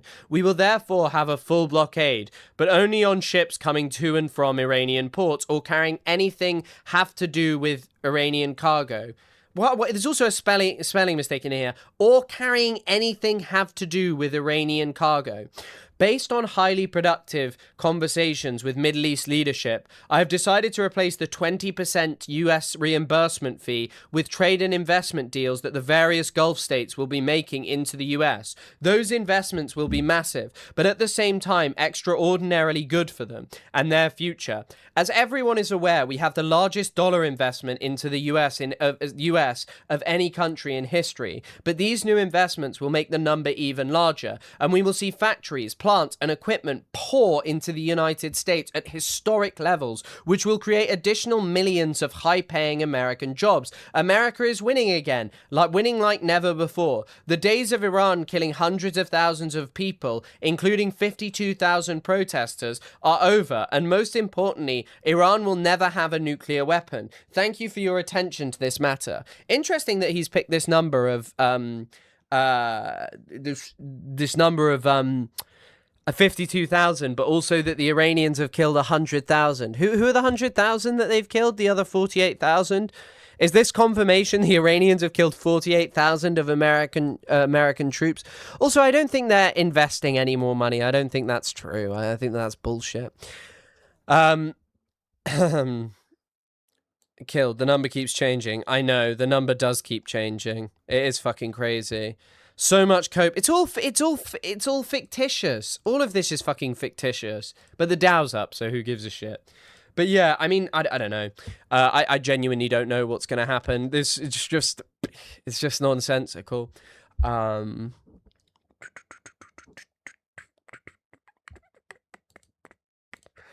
know what I will say, to the credit of Fox News are just pumping out shit non-stop about the Iran war. The US military makes history with use of lethal sea drones, but we'll watch this one instead. We'll watch this.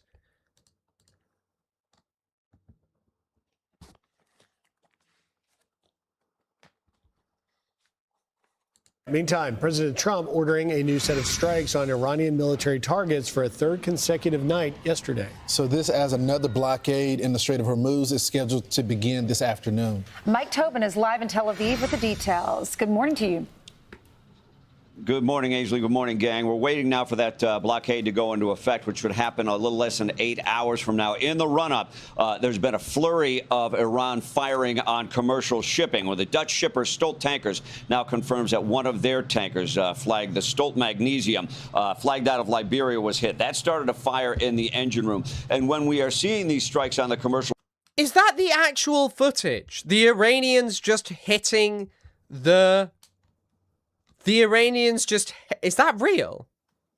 Shipping, oftentimes they are hit in the engine room, which shows precision fire on the part of the Iranians. The crew is accounted for. United Arab Emirates had 2 tankers who were hit. Also, someone being killed, like a sailor being killed, is also fucking disastrous. Who is going to cross the Strait of Hormuz? Who is going to cross the Strait of Hormuz? You can judge the authenticity and spirit of a Mexican restaurant or any by how they handle a cheese. Thank you for that information. There's really not more to it than that, but the way it was written is uncomfortable to read. Also recommend the eulogy of the incident.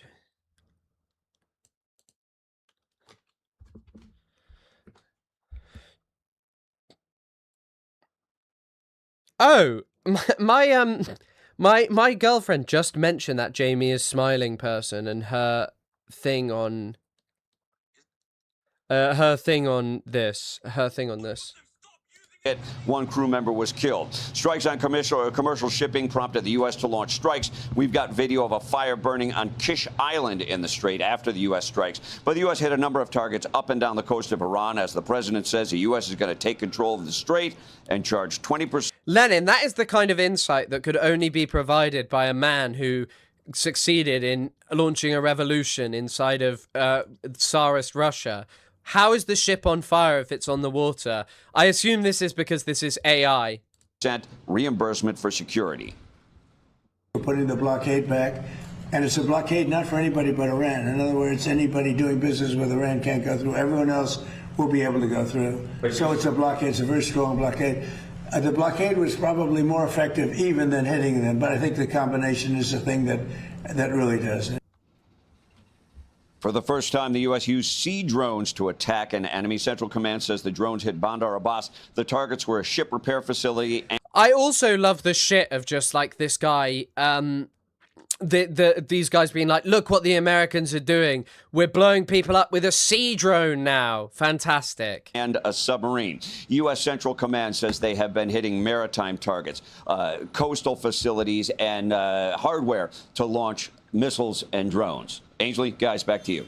Okay. Thank you so much, Mike. Thanks, Mike. So the president is making it clear that Iran needs to come to the negotiating table, but it doesn't look like they're doing much negotiating.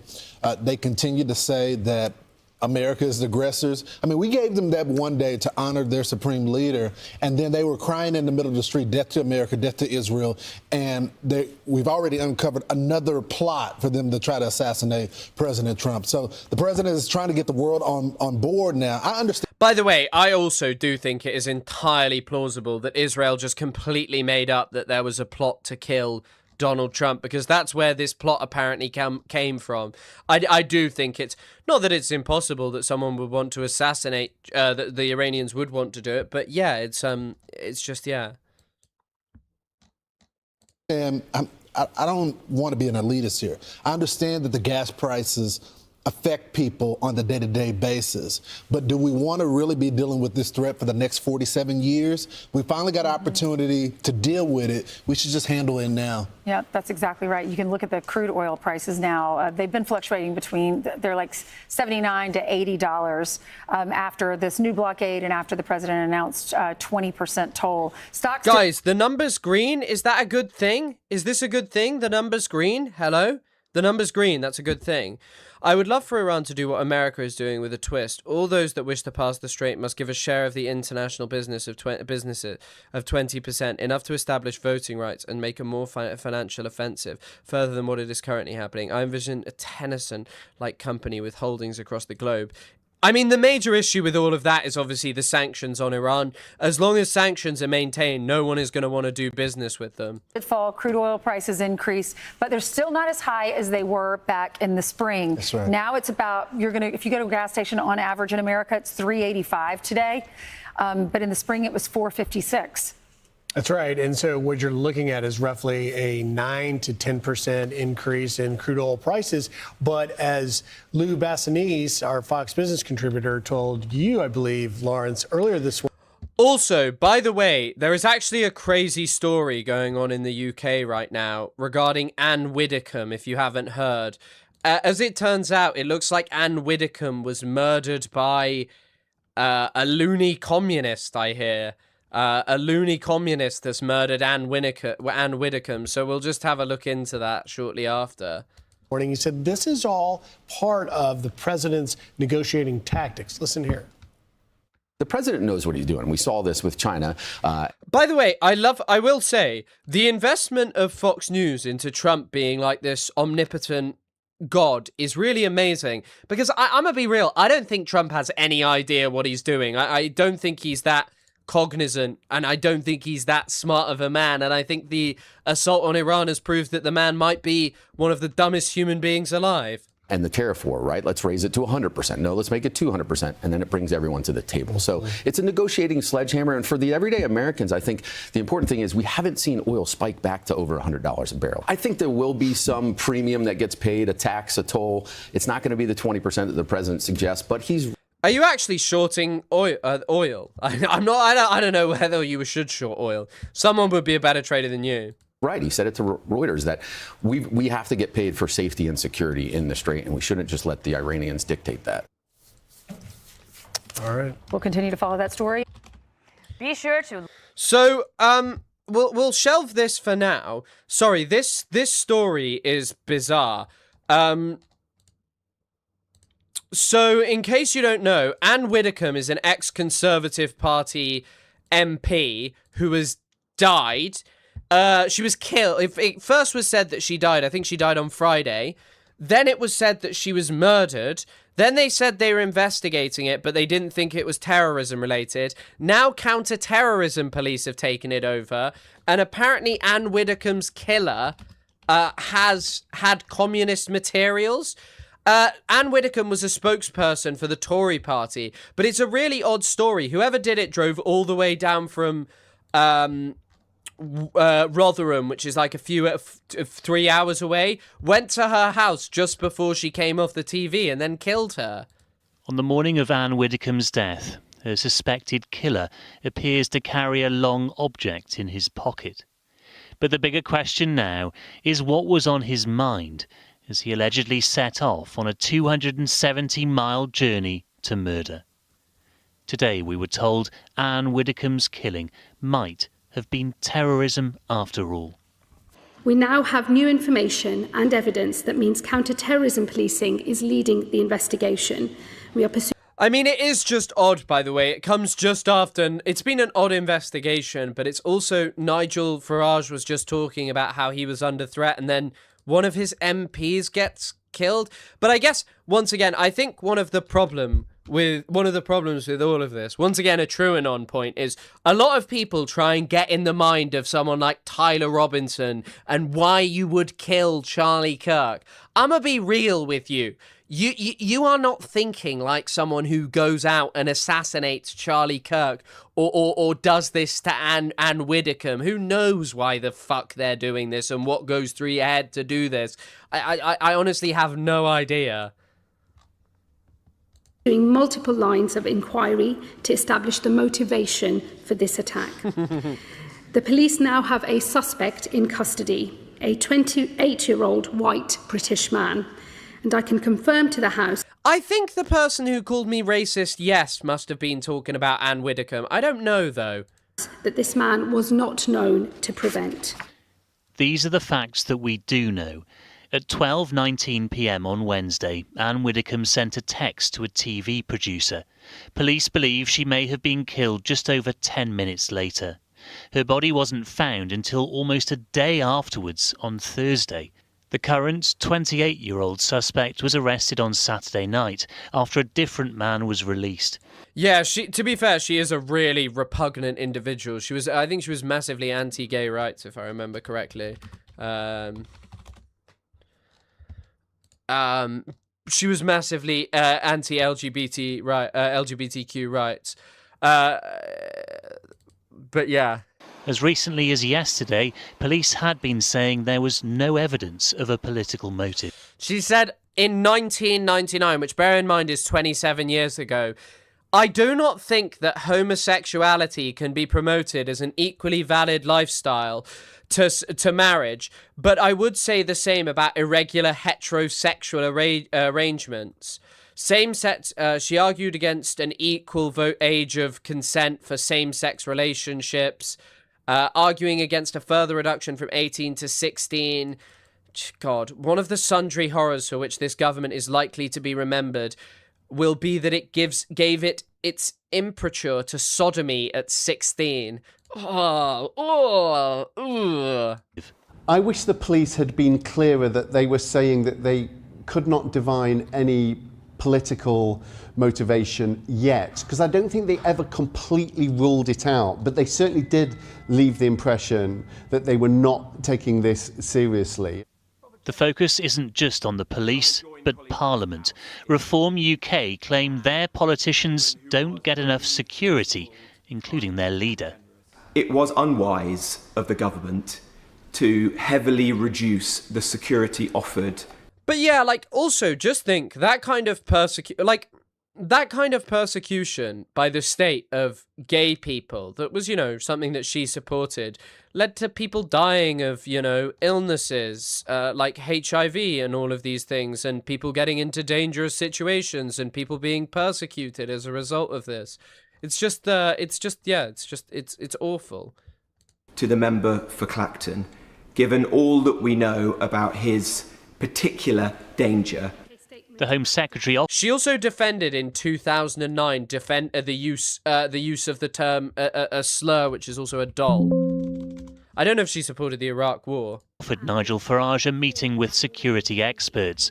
The Speaker wasn't pleased with suggestions of unfairness. Just for the record, every member of Parliament is equal in the security to me. There is no difference between any member. I want to assure you.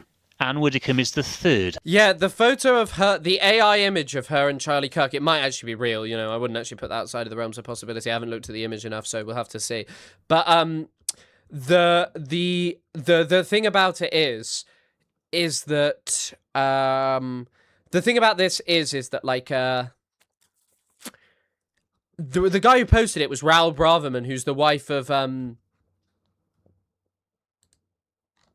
the head is the wife of Suella Braverman, who's just a racist. High-profile politician to be killed in a decade, after Sir David Amess, and before him Joe Cox.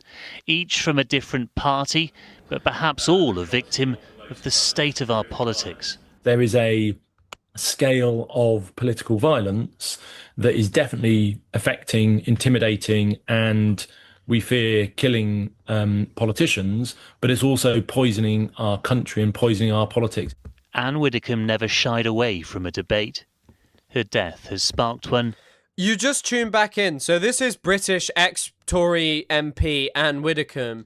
And basically last week she was murdered, and they're now saying it might be a terror attack. We'll see. But yeah, they're basically looking into who he is. Nobody wishes was necessary. It's still not been declared a terrorist incident at this age. He's been at this stage. The target has been detained, and there is a counter-terrorism a counter-terrorism investigation running at the same time. About how to protect politicians from the sheer danger of partaking in democracy. And as I said, that is also what I fear. Yes, they will probably just get really, really, really involved in this kind of stuff. You know, they will just use this to do a massive crackdown. The pins are being set up for the most reactionary. The UK is only going to get worse. 100%, 100%. How do we know about the communist literature? I saw that. Anne Widdecombe. Hold on, we'll find it out. I'll show you. I'm sure I saw that. The start, Paul is here to tell us what we can really say. I mean, look, we always know with police investigations we have to be so careful about.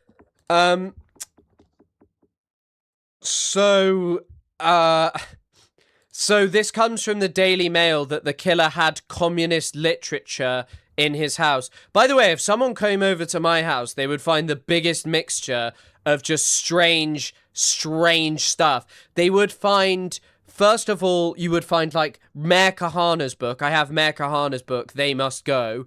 I also have Ian Kershaw's book on Hitler. And then I just have a multitude of just random books about things. We, you know, as nobody wants to prejudice any kind of trial. Where are we? What can we say reliably, and what do we really not know yet?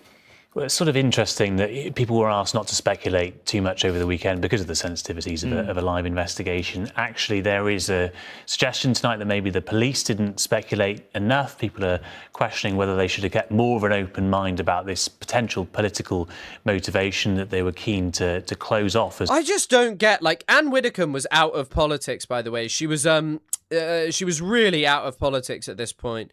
She was just, she was out of politics. She was she was out of politics, and she was in she was just working for Reform as like a spokesman. So she was still kind of in it, but she wasn't an MP anymore.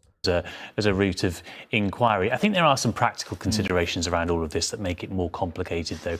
I mean, firstly, they arrested the wrong suspect, so now they've got a fresh suspect. They're having to work through their assumptions around him.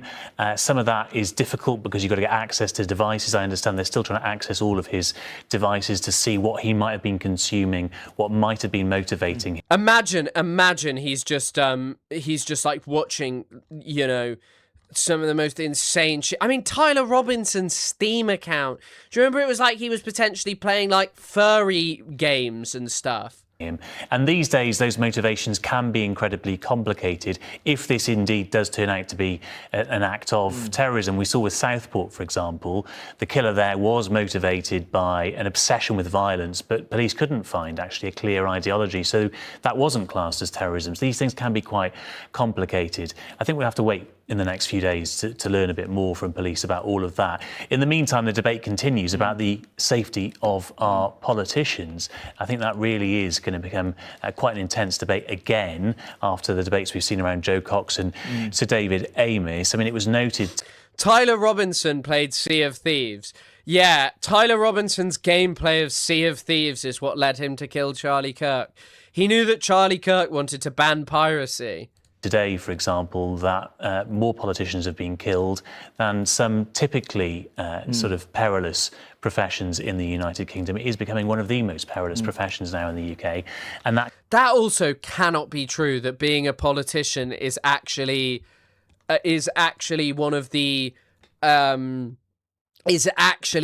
most perilous politicians. Surely being a firefighter is by far the most perilous politician in the UK, occupation in the UK. Can only be a terrible thing for our democracy.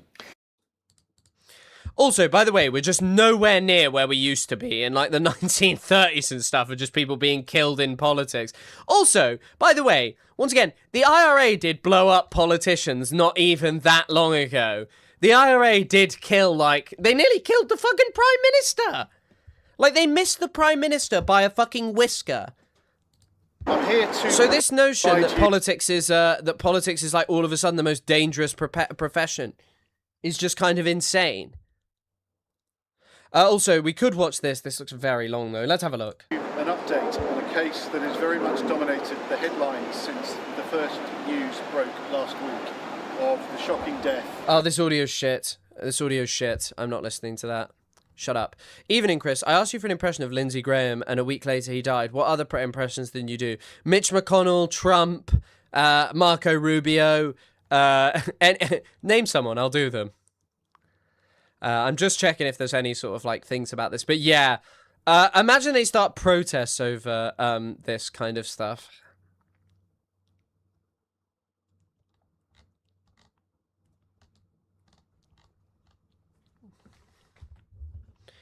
I was at the Unison Brighton conference. It was next door to the hotel with the car bomb on the day of it.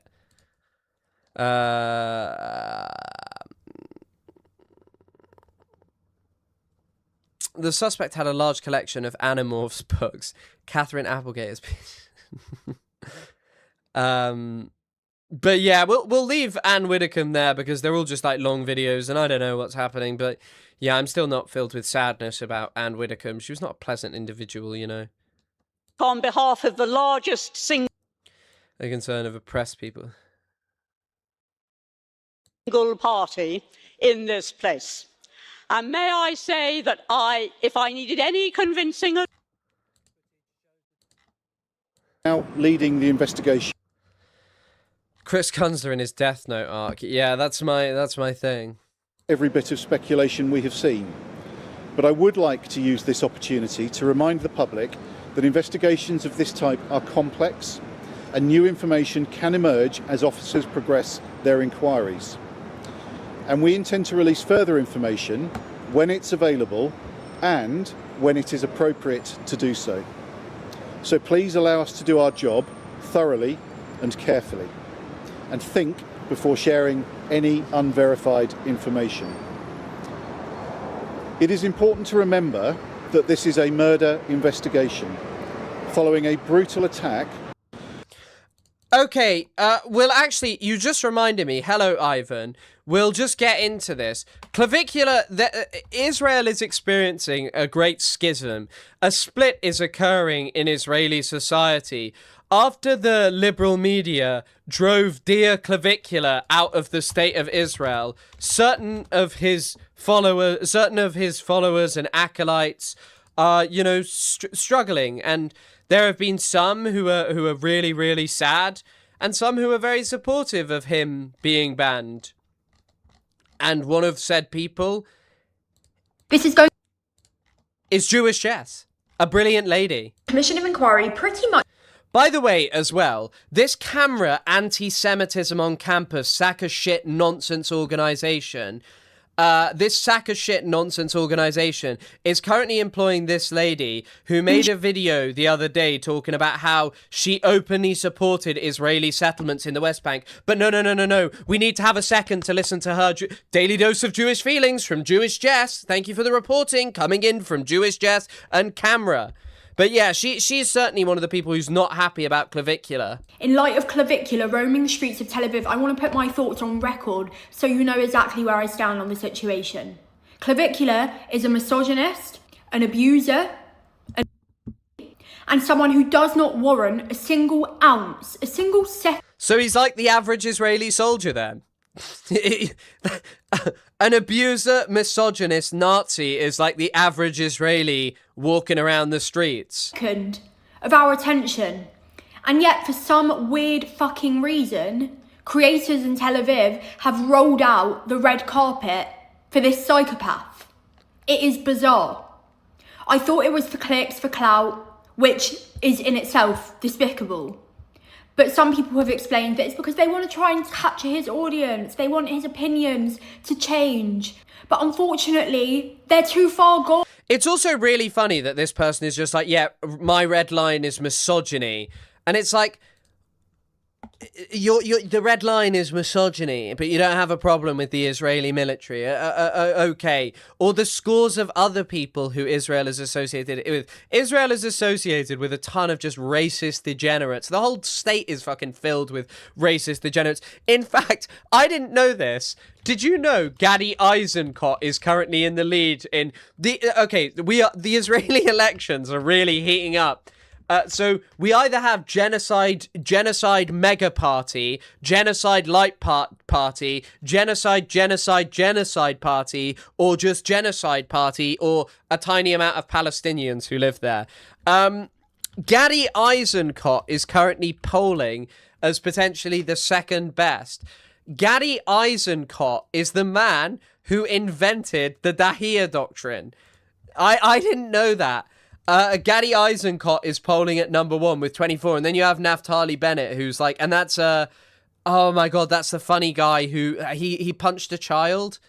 But yeah, the Dahiya doctrine inventor is there. Are we stupid? His audience is a group of 14-year-old. What's the point? 14-year-old Nazis could be a great group to support Israel. They're untapped. The thing is you don't give a shit about bigots. 14-year-old Nazis could be a new audience for the state of Israel. What's the point? His audience are watching Andrew Tate. His audience are watching Myron Gaines, Sneeko, Nick Fuentes. What's the point? What's the point? They're low-hanging fruit. We shouldn't waste our time. And we now look stupid because our girls are fawning, our men are treating him like a VIP. It's pathetic. By the way, the fact that if you ever wanted proof that being a right-wing grifter is just like, if you ever wanted proof being a right-wing pro-Israel grifter is easy. This woman is straight up, like, just doesn't know anything about Palestine or Israel. She slotted straight over into Israel and just got a job. And, like, just gets to do propaganda for probably amounts of money that most people will just not be getting. Also, by the way, really funny analogous thing here. Clavicular was more cognizant of what his trip to Israel actually was than fucking Ethan Klein. Ethan Klein was like, I'm just going to Israel. I'm just going to Israel to show how awesome it is. Clavicular's there like, yeah, I'm showing how awesome it is as propaganda. Honestly pathetic. This should not be happening. We are, as a people, more intelligent than this, quite frankly. And I'm... Also, by the way, we as a people are more intelligent than this. I love it when eugenicist... She should call herself eugenicist Eugene or something. Come up with some kind of new name. I think... Jess, let's be real with Jess. Jess, you are British. You are from the UK. You're not indigenous to the land of historic Palestine. That's utter nonsense. Like, if you genuinely believe you are, I'm truly amazed at the level of delusion there. But this is your country. This is your country. Mortified. I'm embarrassed. I'm actually embarrassed. So, if I see Clavicular personally in public, believe me, there will be one of two options. Either I will completely ignore him like he completely deserves, or he will be getting a piece of my opinion. He certainly will not be getting any VIP treatment. He is not...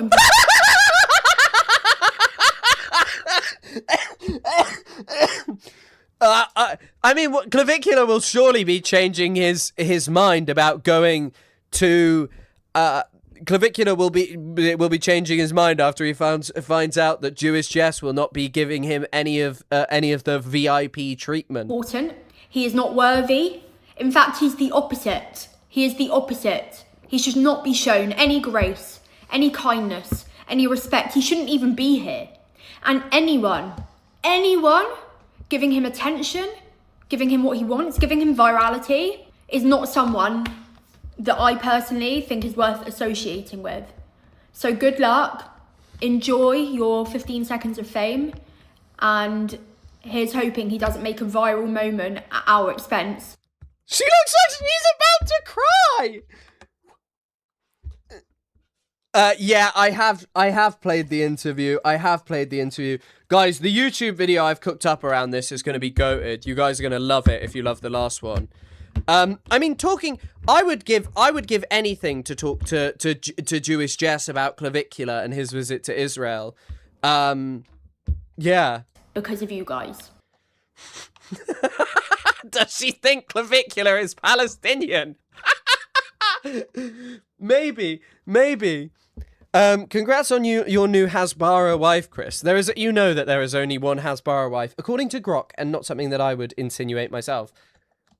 But don't you think it's crazy that, like, an organization like Camera, which monitors anti-Semitism, apparently, would be employing this lady?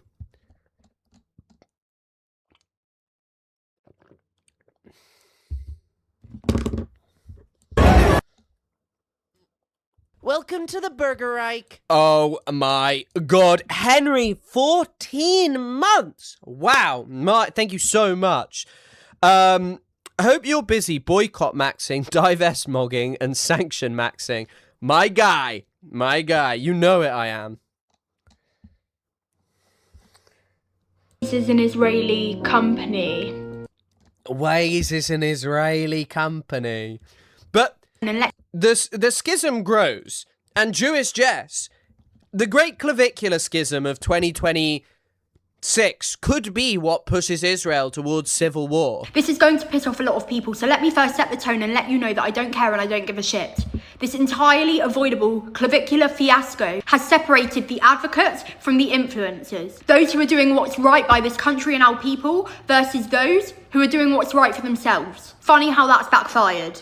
Before anyone tries to rewrite history, know this. People warned that rolling out a red carpet for a night with allegations of violence and battery, a history of extremist behaviour, and an audience of radicalised, frothing at the mouths teenagers was a catastrophic idea before the first meeting. Who's she talking about here? Is this just like every Israeli soldier, every Israeli prime minister, or what? Even happened. And since the first meeting, the content has been nothing short of disastrous, embarrassing, a PR nightmare. And now, all of the enabling influencers involved are in damage control mode because they know they fucked up. Largely because one of the creators' sisters, an IDF soldier, was cozying up to Clav in the most self-degrading way I've ever seen. As expected, Israeli women are furious. But I thought the Jews were expelled from England in the 14th century. I'm sure some came back, but I thought they were pretty much tiny in the few hundreds. Probably completely wrong, though. No, there's not... you are right. Jews have been expelled from England over and over again.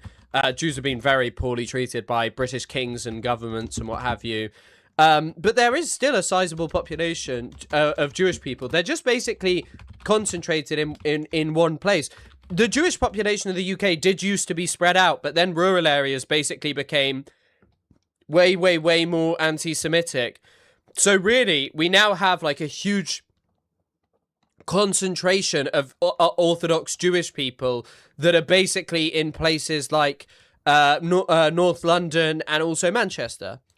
Emphasis on the as expected, because she does not represent Israeli women at all, because they would never. And she is certainly not representative of the brave, moral, unrelenting soldiers fighting on the front lines against Also, by the way, the lady who she's talking about here made TikToks for the Israeli military for 2 years. 2 years. 2 fucking years she worked there. She does represent them. The exact same ideology as Clav, the loser that she's cozying up to and making a mockery of herself with. She's now receiving professional consequences and enormous public backlash in the form of death threats. Death threats are disgusting, but acting shocked that your collective disastrous decisions sparked outrage is in itself outrageous. Anyone This woman is so... how anyone watches this is beyond me. with common sense could have predicted that there would be massive public backlash after legitimising someone with Clav's heinous reputation. What's even more frustrating is watching people try to make amends without taking any accountability. You can't make amends until you first acknowledge that you created... It is actually so funny. It is so funny that she is this outraged about this. By the way, I think it is so funny that Clavicular is in Israel. I'm gonna be real with you. Of course he's there for propaganda. I think this whole schism that it has made, though, is hilarious. Clavicular was talking about how the liberal media had hounded him out of Israel, which is incredible to think about, by the way.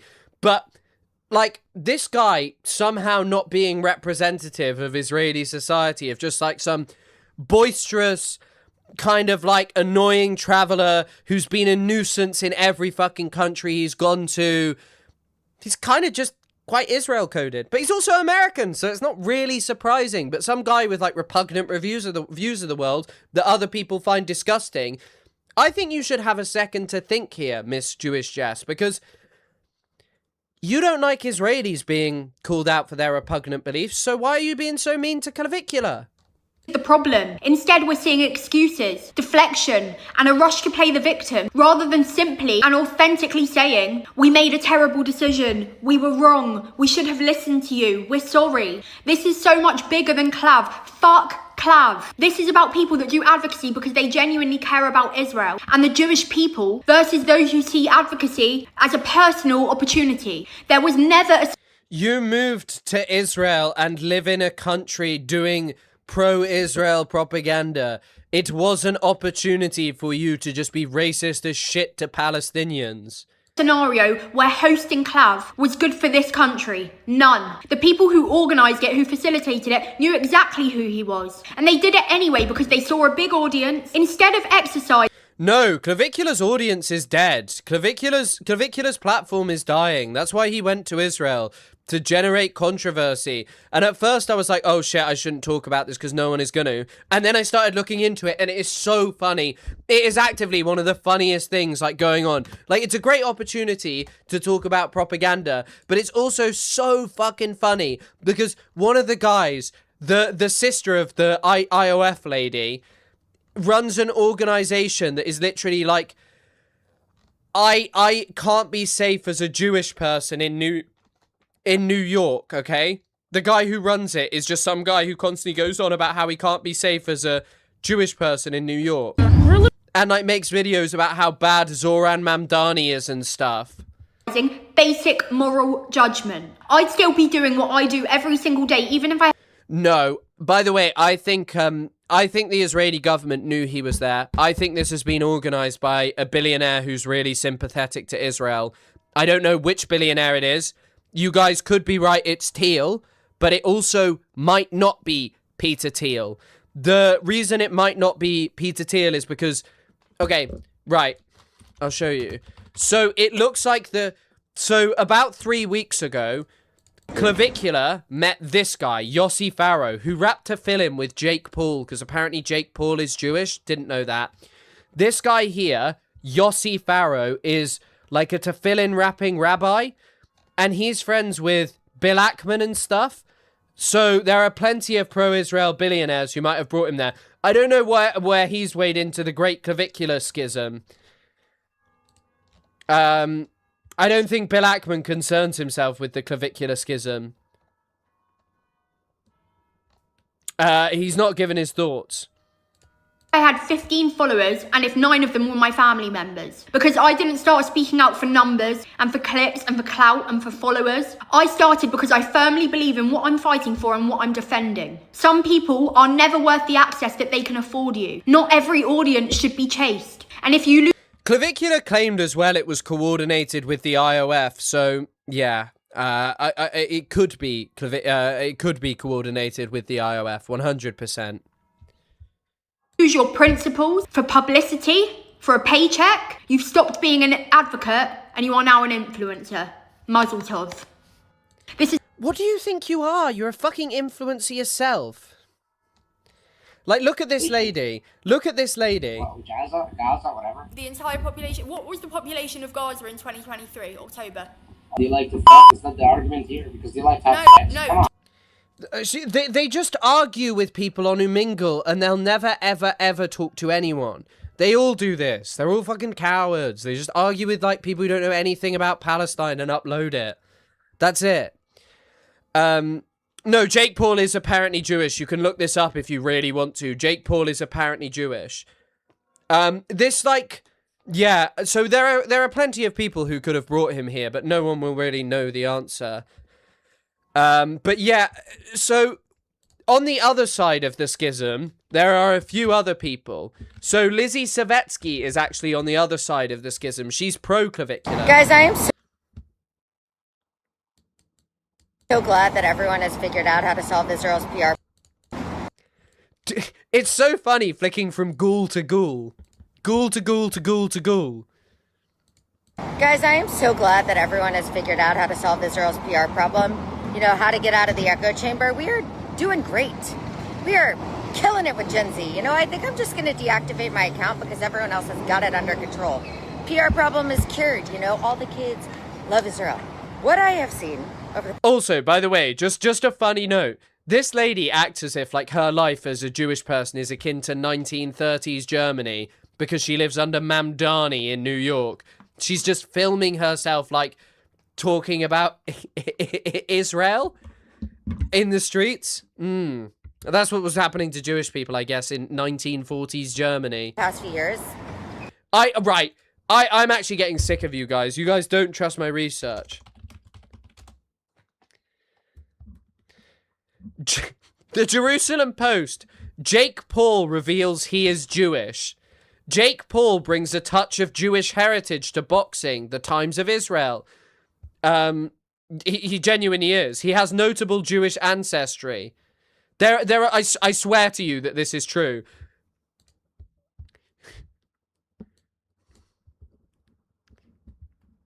There you go. He's rapping to fill in. I'm not joking. I am not fucking joking. I'm torn on whether or not Clavicular is actually being paid. Mr. Noah Sampson, the lawsuit winner himself. Wow, good to hear from you. Paid. The IOF honeypot was with, got suspended for hanging out with him.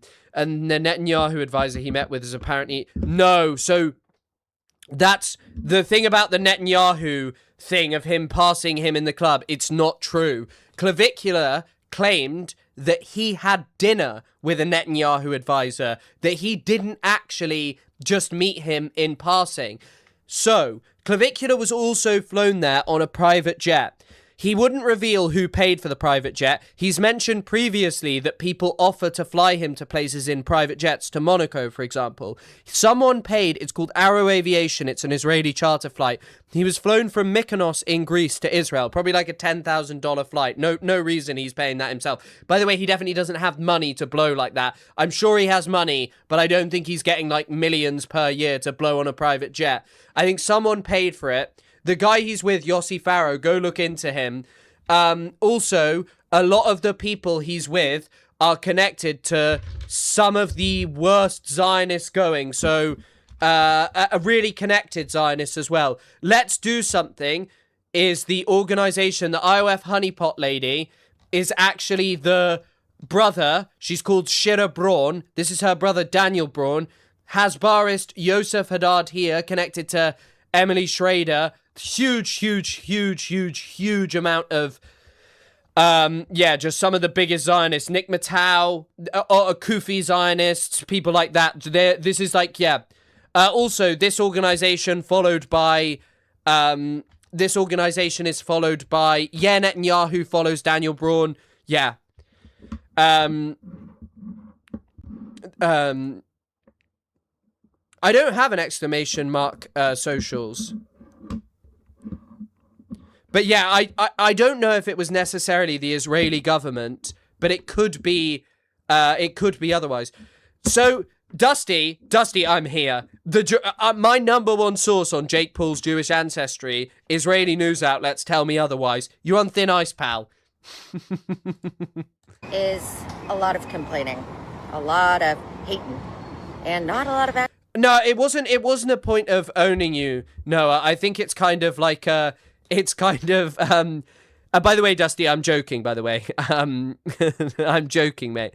I'm not, obviously I know you're joking. I'm not owning you, but it's just there's kind of odd stuff with, a lot of odd stuff with this. A lot of odd stuff with this, and who paid for it, we don't know. Some will say it's Teal, but yeah. It's just Israeli outlets who say that Jake Paul has Jewish heritage, by the way. I don't know. I don't know. He's not practicing Jewish, but apparently he has Jewish heritage.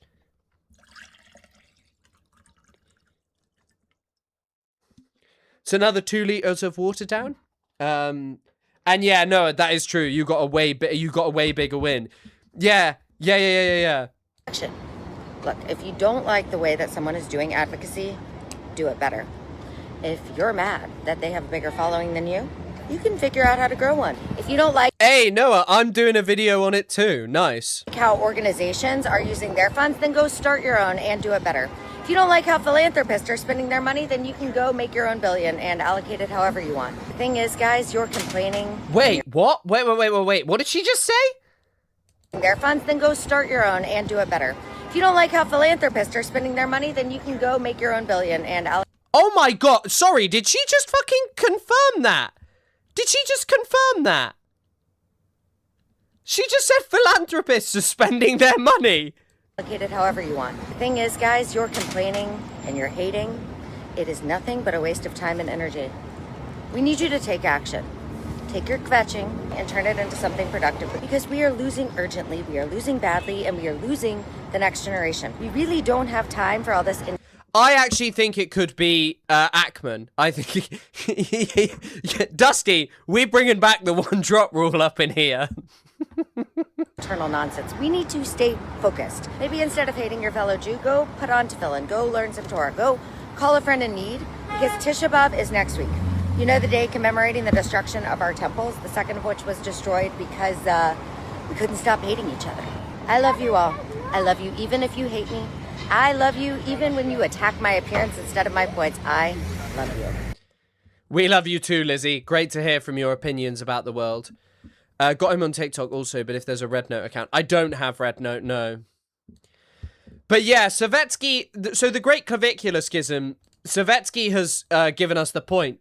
You guys completely missed the point. Clavicular's controversial past is exactly why this mattered. The nightclub incident, the company he has kept, it makes it even more impactful to his massive following of misinformed teenagers that he chose to come and see Israel for himself. Right, she's wrong, okay? The reason that she is... The reason that he was brought there is actually to flood social media with clips, I think. I think that's one of the other core things. Because of how the clipping economy works on Kick, a big point of that is just to make people see clips of Israel being like, I'm partying in Tel Aviv. Yeah, friendly reminder to make $1 billion. And like that guy who joined yesterday, to use that $1 billion to give universal basic income to everyone of £3,000. And then with said £3,000, use that money to become a member of the Chris K channel. 3,000 members, all of you, every time. We're talking, I don't even know how many that is, like 500 memberships. Let's just say from everyone watching right now, 500 memberships. It's not too much to ask after you make your Billy. It will be interesting to see if any of the company keeps actually steer clear of him now. No, Fuentes kind of likes him. Fuentes kind of thinks it's based.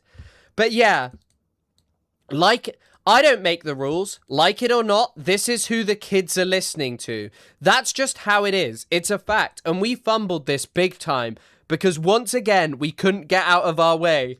Preach, Lizzie. Clav is speaking to the youths and will save the state of Israel. But yeah, Yosef Haddad is not happy about this. Yosef Haddad and his wife have been going crazy about this. Shame on you. Shame on you. I did hear of Channel 5's last video. I don't fancy giving any time to Andrew Callahan, though.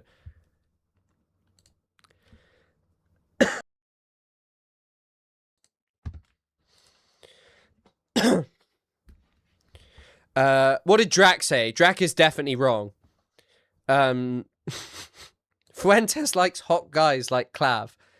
But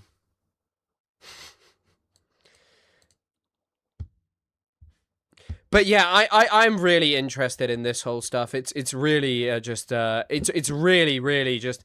Sorry. Also, this image keeps showing up on my. Actually, I'm not even gonna show it. It's insane. But no, certain people have been really upset about Clavicular being there. But also, if you don't believe me, bro. Give a little update. There you go. Pauline Hanson's. Ooh, yeah. This is the thing about the people predicting that it's. This is the thing of people predicting the. This is the thing about predicting. Predicting that it's Peter Thiel. I think you could be right, but I think you could also be wrong in the sense of, like, you know, in the sense of, like, it could also be, as Durian Boy has just mentioned, the owner of Stake does fundraising for Pauline Hanson's One Nation, and Pauline herself has Israeli connections. Maybe it's that. Maybe it's them. And also, I don't actually know. No, Clavicular definitely does get swarmed by fans wherever he is. Clavicular's one of the most influential speakers to the youth. By the way, had another great tweet, by the way. Great one, and I hate to say it, I'm doing great on tweeting recently. That's why I was so disappointed and why I removed my other one, because I didn't like it so much. But this tweet here, Clavicular's anger at his persecution by the wicked Israelis will soon lead him to join Hamas. I think it could be true. He's some kind of Don Quixote Gulliver figure stumbling forward blindly into the world and getting involved in some shit. But yeah, look, listen to him. He's a broken man. This is what Israel and the liberal media in Israel does to you. Read calm after gambling on stream? Unlikely. I've got to turn it off in exactly 1 hour. So.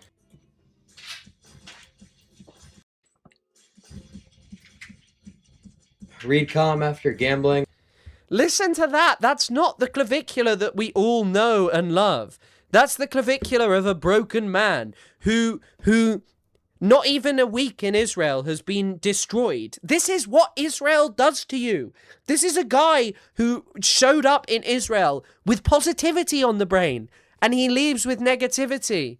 He has exposed the sickness of the liberal media in Israel. Netanyahu, you must shut down Netanyahu, you must shut down all media in Israel.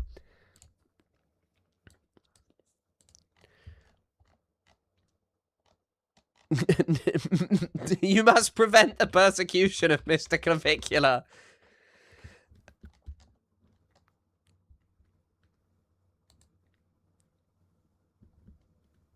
I'm seeing things on X, so I just want to give my general thoughts because there's a few things that I think people are just totally missing. But yeah, as we all saw yesterday, everything. He's also, look at this. Look at this. Israeli media ruined everything? Well, I mean, they don't understand, like, This is whatsoever. He sees it. Clavicular has reached it. He understands fully that the Israeli media have ruined it for him.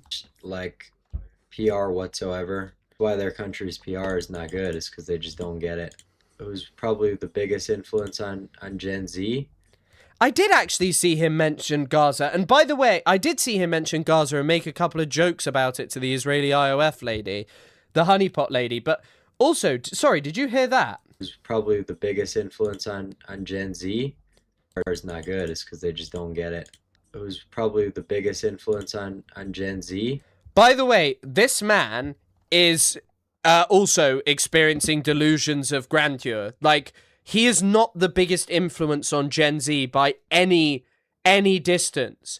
And if he actually believes that, there is something deeply, deeply wrong with him. And actually, I don't think we need to know that there is something actually deeply wrong with Mr. Vicula. But yeah, he certainly had an interesting week. Let's just go and shit all over him. That's a really good idea when every single person in the United States pretty much hates Israel. Let's just, let's do this. Hey guys, great idea that I just had. Israeli.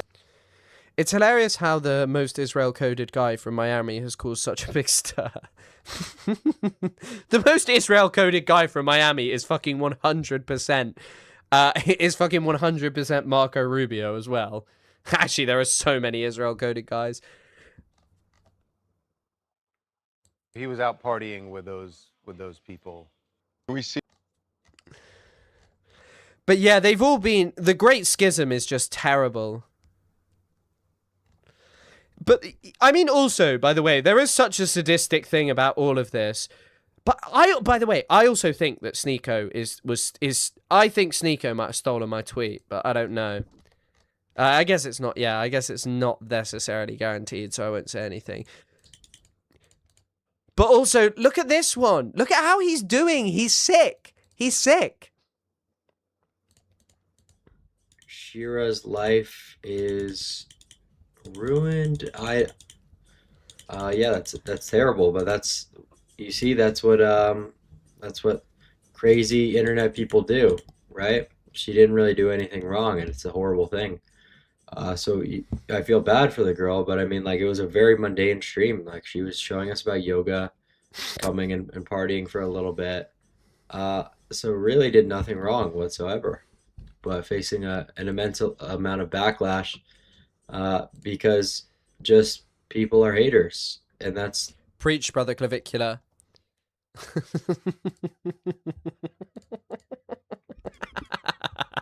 Yeah, it is what the IOF honeypot does to a man. By the way, also, Noah, I don't know if you're still here. If you have the displeasure of trying to go through one of his streams on Kick, this man is so boring. He just sits there and, like, clicks the gambling button. This is like, guys, do you want to watch me open 20 CSGO cases and just sit there and, like, read your chats going, I am enjoying... Thanks, guys. That's what sucks. That's the terrible thing. It certainly is the terrible thing, Clavicular. It certainly is.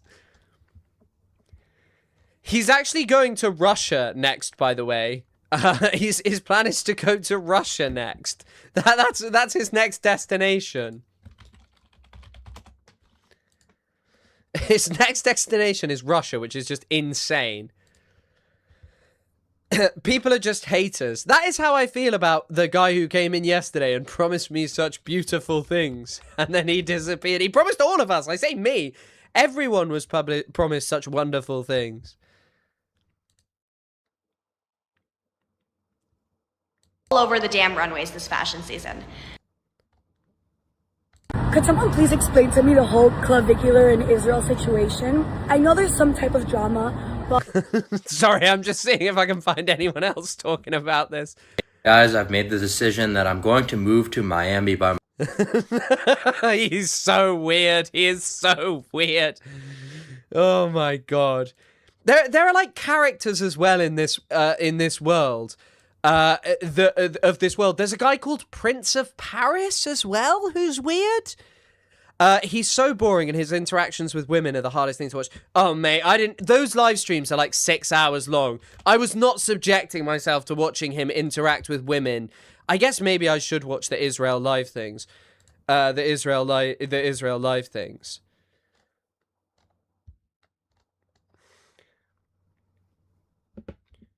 Being teleported to night. Insane to me. It's so insane how the media would want to antagonize me when I'm being so in. He's just been. By the way, he's been on fire. Insane to me. It's so insane how the media would want to antagonize me when I'm being like so non-political and only really showing the good things, which is the fact that it's not like some sort of dangerous place to be. You can walk around at night. It's safe. The clubbing here is fun. Most people who are Jewish in America won't even come to Israel because of how bad their PR is. The fact that they think it's a war zone. By the way, I also don't think that most of these people think that it's a war zone. I actually don't think that's true. I really don't think that it's true. So, yeah, they fucked up real bad, the media, kind of coming after me. And so I'm getting out of here tomorrow.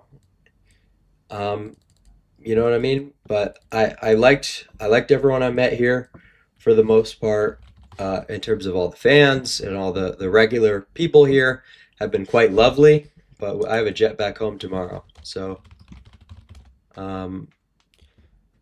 yeah. Also, by the way, he's talking there about a private jet, right? Between Miami and Israel. How much do you think that costs? How much do you think that actually costs? I'm just going to run and pee, and then we're going to talk about the ice stuff. I might take Rokan out of the title because I don't know if I want to stream for that long, but we'll see. I'll see you in a second, though. I've got to watch The Network. I'll be back in a... I'll put on some music. I'll put on some music for you. Intifada, Riyadh, Awad. We'll actually have a different song from it.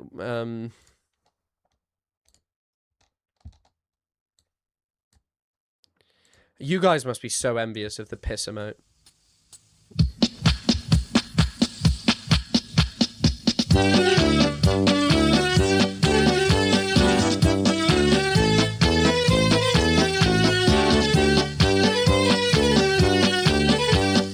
أرضي شعبي عالمي فلسطين بضحي بدمي واقسم بيامي لا أرفع راية بلدي فلسطين لا أرفع راية بلدي فلسطين أرضي شعبي عالمي فلسطين بضحي بدمي واقسم بيامي لا أرفع راية بلدي فلسطين لا أرفع راية بلدي فلسطين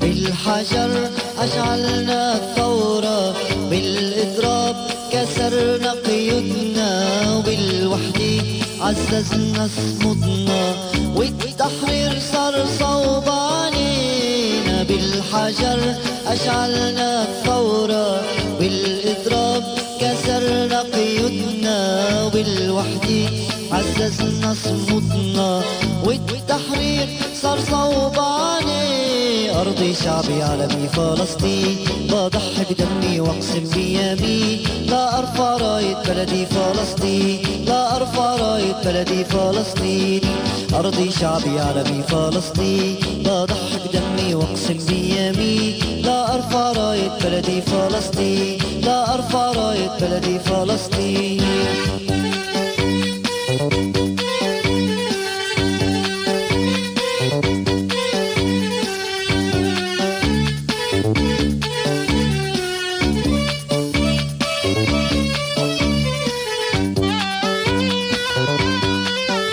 Yes, oh yeah.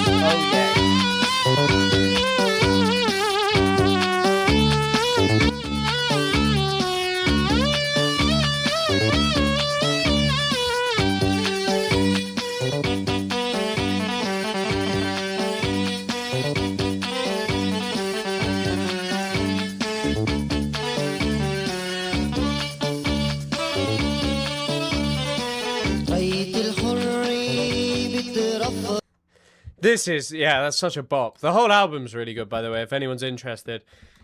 God. Sorry, Fuck. I also, like... I just came back and, like, I see this video of Clavicular getting out of the plane in Israel. And, you know, he's a man of such hope and a man of such love and care and regard for the country of Israel. And then Israel punished him. For no reason. For no reason at all. They punished him. They punished the boy. The nice boy.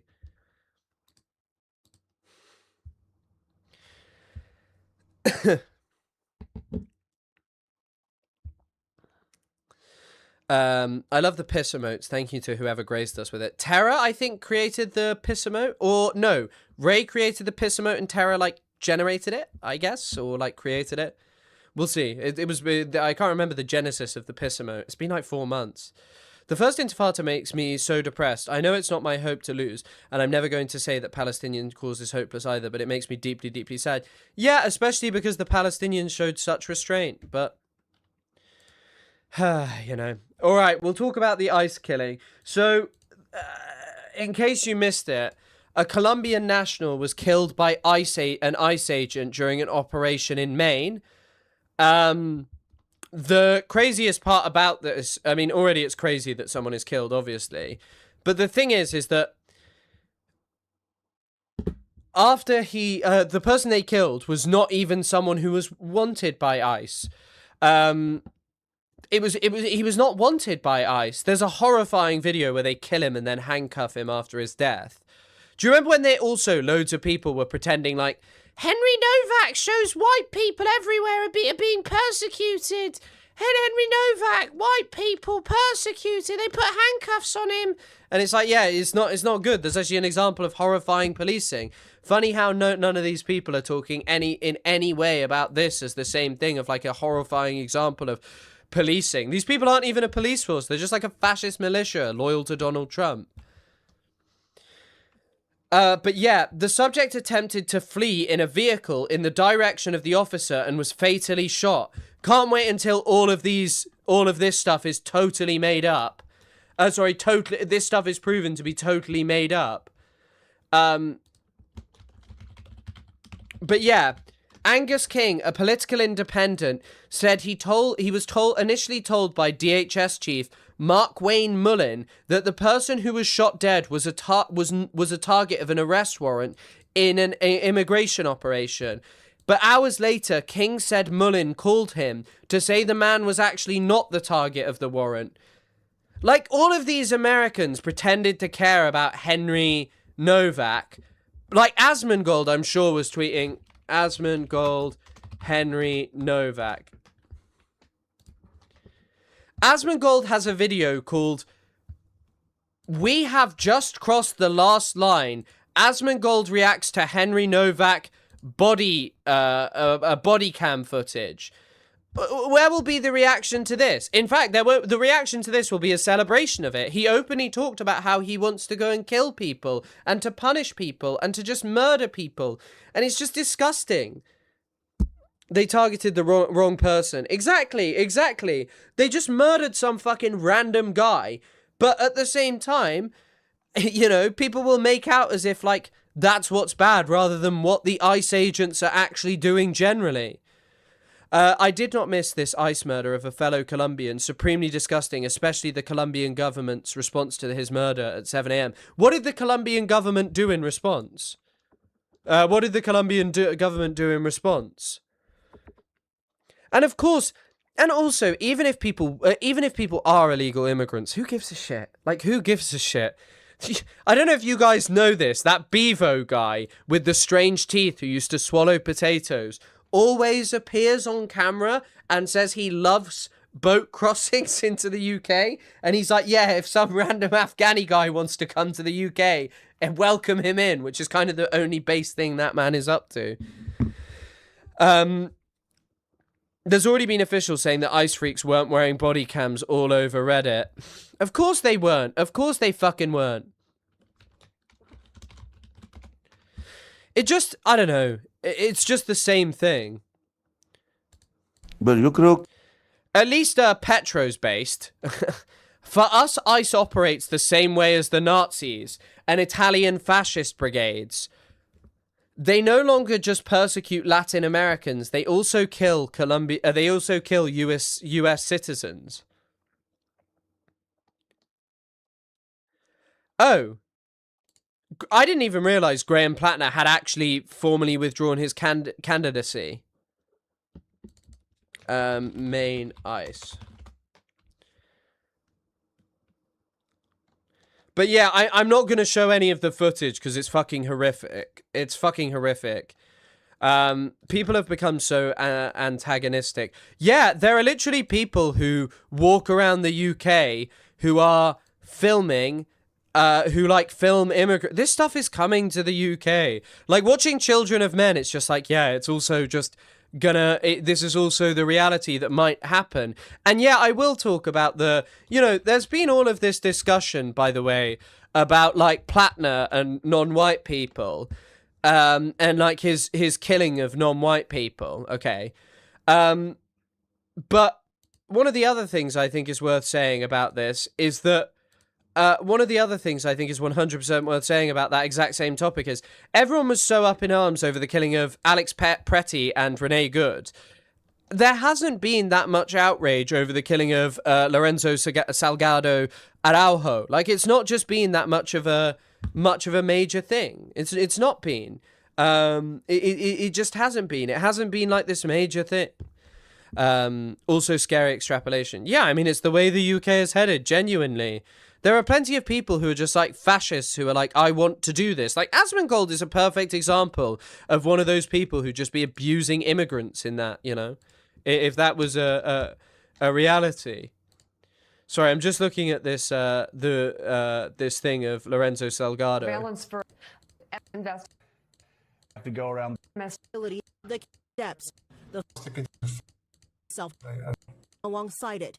Around to the side panels of the vehicle. Yet to see video of the actual shooting. It was enforced. Now, his father lived in the U.S. for 35 years, and with a bloodied Salgado Araujo is seen. Clearly see. Newly released surveillance footage by bystander video, as well as bystander video, which is shedding more light on last week's fatal ICE shooting in Houston of Mexican national Lorenzo Salgado Araujo. The mayor of Houston said the city's police chief will meet with FBI agents tomorrow, urging them to share evidence as demands grow for an about they weren't wearing body cams convo is that the cams have been shown to not defend. Exactly. This is I remember talking. This is one of the things I was researching. What Democrats will fucking do in Parliament, in Congress, is be like, guys, you know how we fix this is if we give more money to this specific company that, by the way, has cornered the market on body cams, and that's how we'll deal with ICE. And yet, I remember reading that exact thing around the time of Renee Good and Alex Pretty's killing, that does nothing, that it doesn't actually make anything better, that that it has no reduction in American unaccountable people doing these things.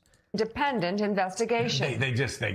Are they really going to cover this up? Are they going to keep covering up killings on a... By the way, I also just want to reiterate, there is literally a story that these people also, by the way, these people who have the gall to talk about fucking Iran and all of this shit and their democracy, like...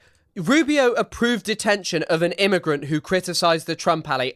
I will reiterate that. They literally had someone arrested because he criticized a fucking Trump ally. American streets. Are they going to do that in Texas? Are they going to do that in Houston? Are they going to do that in a place where Ken Paxton is going to have to go around the state justifying the killing of people in the streets of Texas? Yeah. We'll see. Demands are growing for an independent investigation. MS Now reporter Britt Miller has more. Calls for justice and accountability continue this morning after protests spilled into the streets of Houston over the weekend. The community outcry comes days after the deadly shooting of Lorenzo Salgado Araujo, the father of 3 killed by an ICE agent on his way to work Tuesday. Now local leaders say they're preparing for the next steps, including a national vigil, possible legal action, and a congressional hearing. First and foremost, to continue to highlight these militarization and excessive use of force tactics. There's also a unified push for an independent investigation as the Department of Homeland Security leads the shooting investigation and the FBI looks into the, quote, potential assault on a federal law enforcement officer. But just hours after the shooting, DHS claimed, without providing evidence, Salgado Araujo weaponized his vehicle trying to run over an ICE officer. I actually cannot believe that this is just like, that, you know, this is ever taken seriously by anyone. We all know that ICE will be lying about this, that this would have just been some poor man just trying to drive and go about his daily life, but unfortunately, he committed the crime of being Mexican, so he deserved his death. Who then shot in self-defense. A spokesperson later told MS Now ICE officers saw a white van with an individual who looked like their target. They also said that they were actually targeting 2 other men of Guatemalan descent, but all of the men in that truck were actually of Mexican descent, Mexican nationals. A brown man, a Latino man, driving a work truck in a predominantly Latino community. It is actually kind of interesting how ICE is just a bit like the SA, and like one of the things that they've increasingly been doing is just going around and causing a fucking nuisance. And then Trump did a night of the long knives against Gregory Bovine. and had him killed because I haven't seen him in a while. They were casing the community. They were hunting Latinos that morning. Surveillance video. It is just fucking crazy to hear that of like, oh yeah. They were just roaming around surveilling Latinos. I will skip at 3 minutes, but that's just because there's some footage of his killing. I'll just skip for 20 seconds. If anyone wants to watch it, the video is this one. Videos obtained by MS Now show some of what happened. I don't really, I don't really want to show videos of people dying. In the moments before the shooting. At 6:46 a.m., you see the white van jump the curb to take a left turn. One ICE SUV continues straight while the other follows the van before closely driving alongside it. Seconds later, the white van does a U-turn, stops briefly, and continues down the street. There was a chase, if you will, just around a couple of blocks. And there was no damage at all to the front of the vehicle, to the side of the vehicle, to the side panels of the vehicles. I'm just going to skip it because it's basically from there to here. Someone who did not deserve it.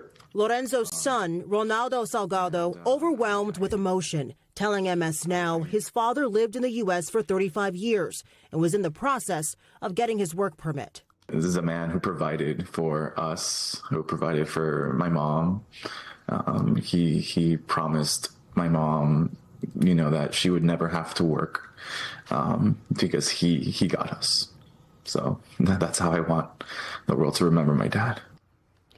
And he says right now the family is focused on making funeral arrangements. Meantime, the 3 other men inside that van were detained by ICE during this incident. One of them was Salgado Arroyo. Like, just some fucking... This is the thing as well. This is why I fucking hate American exceptionalism. They have, like, their fucking Freedom July 4th celebrations, and they're still that same racist settler colony that they were at their birth. And then so many people are just unwilling to reckon with that.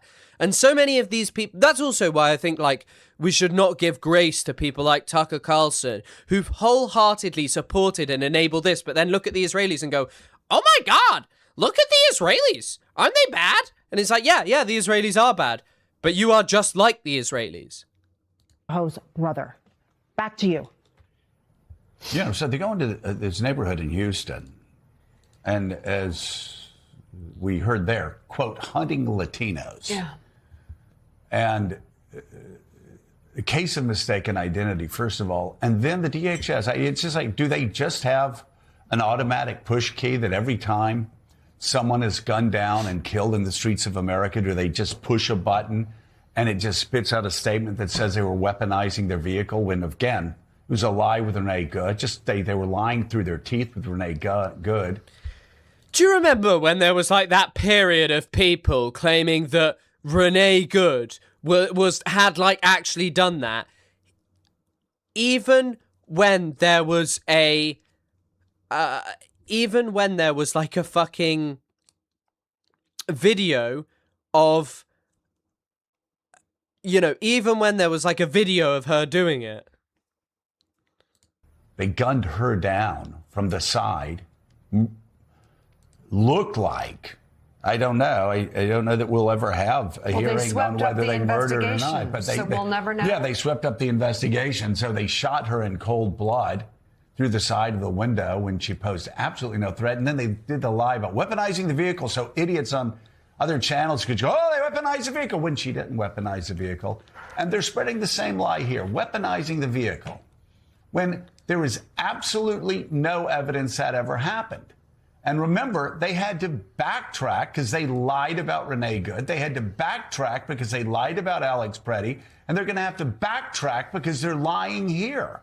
That's all they seem to do after they gun down people in the streets of America that have the same... By the way, I don't doubt that he's just a piece of shit. Like, it's literally just... I don't really give a fuck about what he's saying. I really could not give a fuck about what this guy's saying. It's just, like, indicative of this way larger ill and sickness. And by the way, I just think, like... Hold on. There are people, okay, in the UK, like this fucking Angloid sack of shit who's connected to neo-Nazis. And, by the way, he was mocking that Irish lady who was murdered by a Jordanian guy, her Jordanian boyfriend.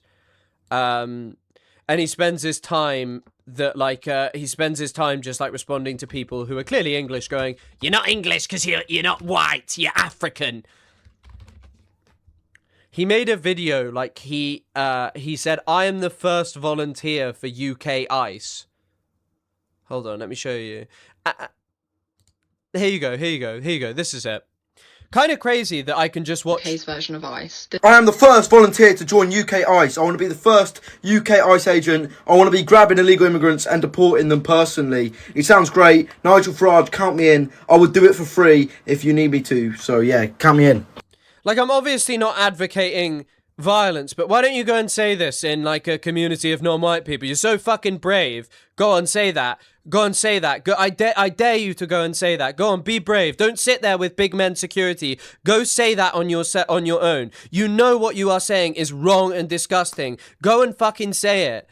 But you'll hide behind security. That's what you'll do. You'll hide behind security. You'll say these repugnant things about your, just the most disgusting beliefs about your desires to murder non-white people, but you don't have the conviction to actually go do it. You're so willing to say it, but all you want is the state to back you up. I also want to show you, another video I saw on YouTube, on Twitch, Instagram, sorry, excuse me.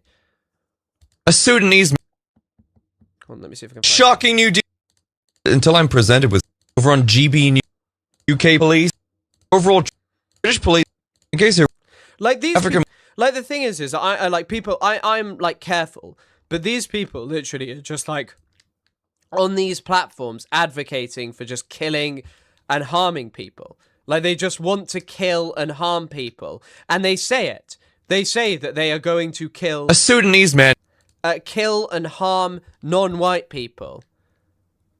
They just openly state these things and just celebrate them. Asmongold fucking does it. If anyone was saying the shit that Asmongold is saying about non-white people, it would just be same constitutional rights that you and I have. And if you don't believe me, read the Constitution, listen to some of the speeches of Justice Scalia and others. It's just, again, it's out of control, and it's happening in Texas and Minneapolis. It's happening across America.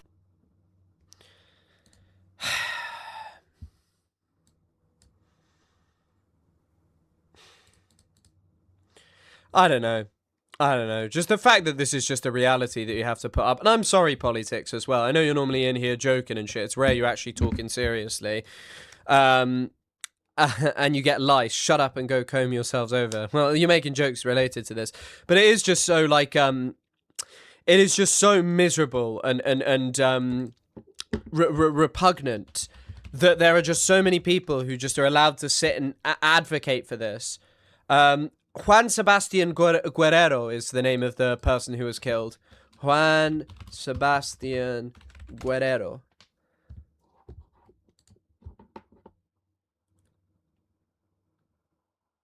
Back in Maine. Shooting. Camera video captured the sounds and ICE officer multiple being unfolded. I have a feeling CBS doesn't let you show it. This is Democracy Now! Muslim equality on agents. Democracy Now! Has a video on it. CBS is copyrighted. But yeah, just awful. ICE is pausing traffic stops now. But it's also, by the way, I mean, we talked to James. We did an episode with James, who was at Delaney Hall. The fact that there's just like a torture facility being run where they're feeding people food filled with fucking maggots is just disgusting. It's just absolutely just disgusting. And the fact that this is just a reality going on is just, yeah, it's just fucking disgusting. It just really is. And just that people allow this and that there are people making money from this. And the fact that people pretend that this is just like some, you know, something that, you know, is some kind of innate thing in other human beings rather than just this kind of thing that happens in our society as well, that they're, you know, like, oh, Muslims are violent. Look what you motherfuckers are doing. Look what your police are doing to non-white people. It's disgusting. It's despicable. It really is. And just yeah.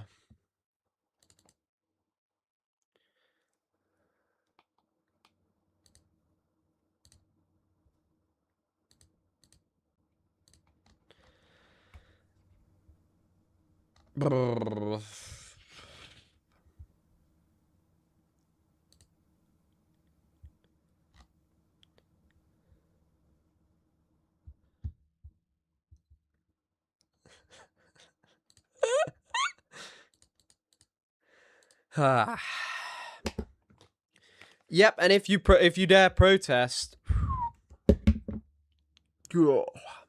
if you dare protest, you'll be going to prison forever. Yeah, I guess that's why that's the lesson of today's stream. Watch Children of Men and ruminate on the potential wonderful future we have in store for us.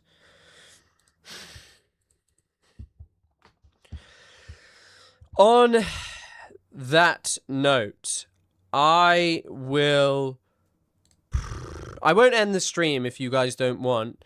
I can do a little bit of gaming if you would like, but I'll only play one game. What would you guys like? Do you want me to stop? Or do you want me to just leave it there? Because, you know, it's kind of like a solemn thing. But, yeah, I won't be... I don't think I'll be continuing with any news because it's too late to start the Rokana stuff. Maybe I'll cover that tomorrow. We'll see. What was that? Why do you keep asking what was that? I've got no idea. It's probably just me making a noise. Dota. Dota or Deadlock. Dota or Deadlock. Deadlock's much easier to interact with the chat, I will say, because I'll be much more focusing on the game if I'm playing Dota. Deadlock is probably easier to interact with the chat, but I'll let you guys decide. I don't mind. I really don't mind. Dota is hard to interact with the chat, though, I will say. That's the only thing, and that's not me saying as in like I don't want to play Dota. I love Dota, but it's harder to interact with the chat. Maybe I don't know. I maybe Deadlock kind of makes sense because it's better to interact with the chat. I am seeing Dota for the first time ever. Happy gaming, thank you. And I know it's not for everyone. It's just kind of a little bonus for anyone who wanted to stay on. Where you dress up as Blue Hassan. Okay, you are kind of saying that you want to see anything about Dota, but I'd watch. Okay, Dota because you're shit at the other game. Well, the only thing is I focus on Dota, but if you want it, if you people want it. Mahjong. Interesting. Any predictions on today's game? I have no major predictions, but we'll see. We'll see. I think it could be won by either team. I think Spain are pretty good. I think Spain's team is better. I think it's better disciplined, better drilled. So I think there's just like a kind of good chance that it could be Spain. But obviously, you know, France have the better team. I'll hide the chat for this. He's shit at Dota as well. No, I'm not. I've been on a win streak in Dota. I'll probably play shit if you're watching me play. But I can play. I can play one quick one. Let's hope it isn't a long one. We'll hop on Steam. Steam. Oh, there's a Dota update. Oh god, how big is it? It's probably fixing that Doom bug. Oh, it's already done. So you guys want Dota? You want a quick game of Dota? I see you've been progressing Carnival well. Hell yeah. I've been quite lucky. Do you play card games? No. Want to run Turbo? Ooh. Do I want to run Turbo? I don't know. Do I want to run Turbo?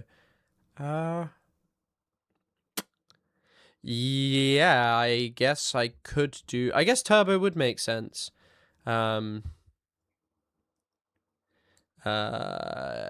Maybe Turbo makes sense, but please choose a cute character. Okay, I'll choose a cutie. Maybe Turbo does make sense. I just don't like Turbo.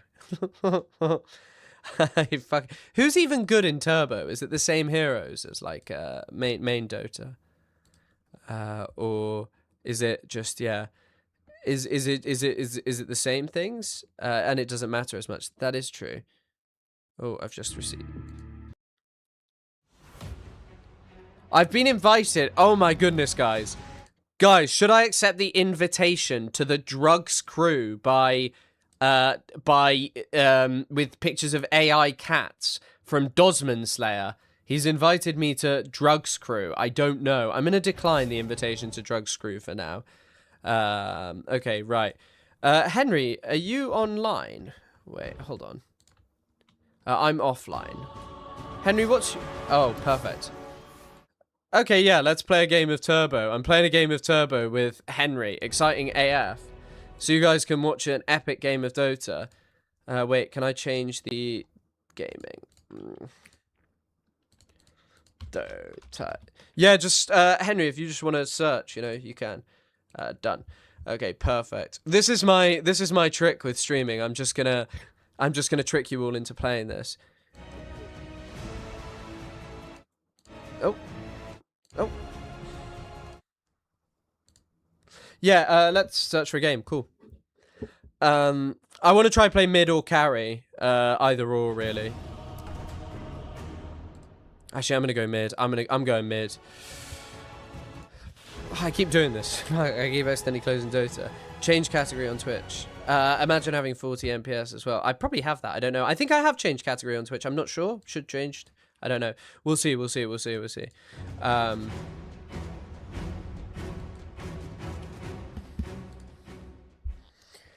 Come on, Henry. We got this. Come on, B. You got this. Starmaling's a 10 out of 10 handle. I know. Maybe I should turn it into a Burnham link. Yes, I got mid. I got mid, baby. Come on. Oh, wait. You can ban heroes. Oh, my God. This is classic Dota. This is classic Dota. Who do I need for my Dark Carnival tickets? Who do I need? I could play Necro. But I don't need tickets from him. Tiny. I don't want to play him. Necro. Ooh. Do I want to go Necro? No, because Nullify is really good. Who do we have? Zeus has been picked. Oh, fuck. Oh, they banned my Venge. They banned my Venge. Puck. Ooh. Necro. Makes Nullify too good. Fuck it, I'll play Puck.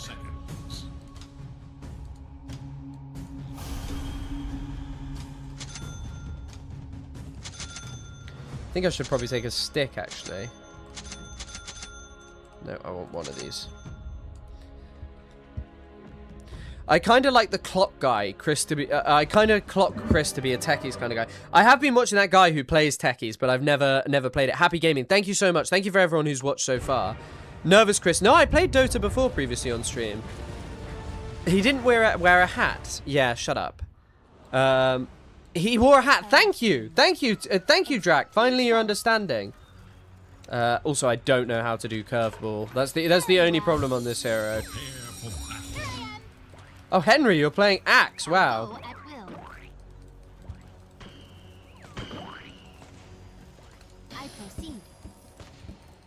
Look at this. We're celebrating.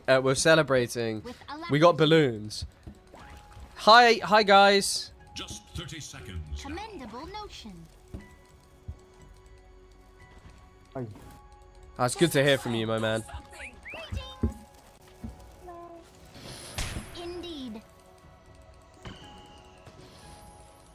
Oh, Henry, are you playing Axe Timbersaw in your lane?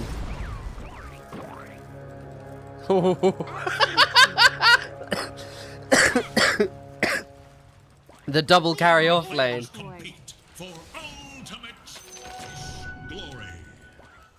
Oh, am I lagging already? I think I'm lagging. Oh dear. Absolutely. Yeah, I'm lagging. Fuck.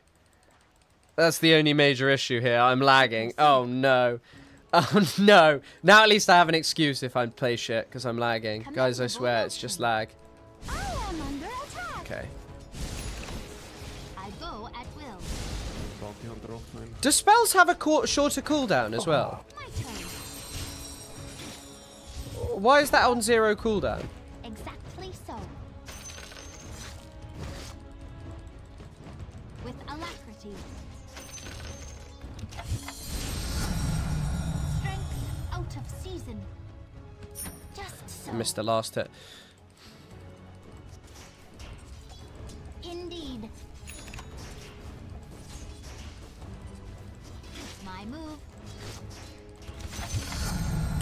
Ah. Observation. I have much to impart. Very well. Come on, gamers. Yeah, show solidarity with the gamer. You shall There we go. We are in accord. Okay. I venture forth.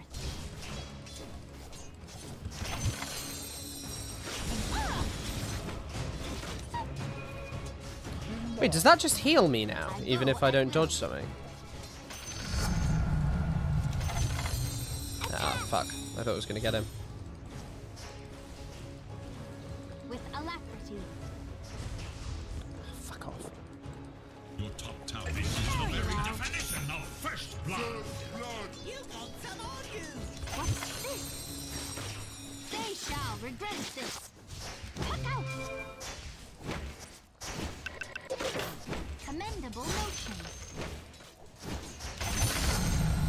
A metamorphosis.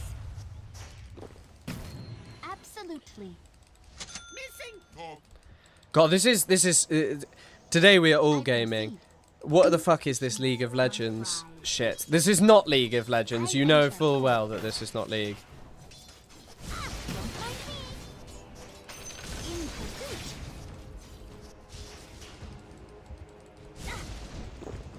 My move. You know full well what this game is. Just so.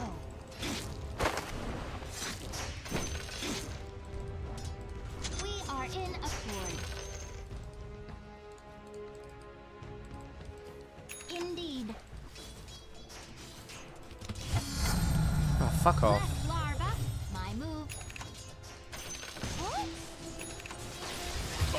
Don't run. I proceed. Jesus Christ. Bro, watching you farm is satisfying. Why do you think I love this game? Because you just get to click little creepies. Commendable notion. This Zeus is 6, be careful. Just so. Very well. Think.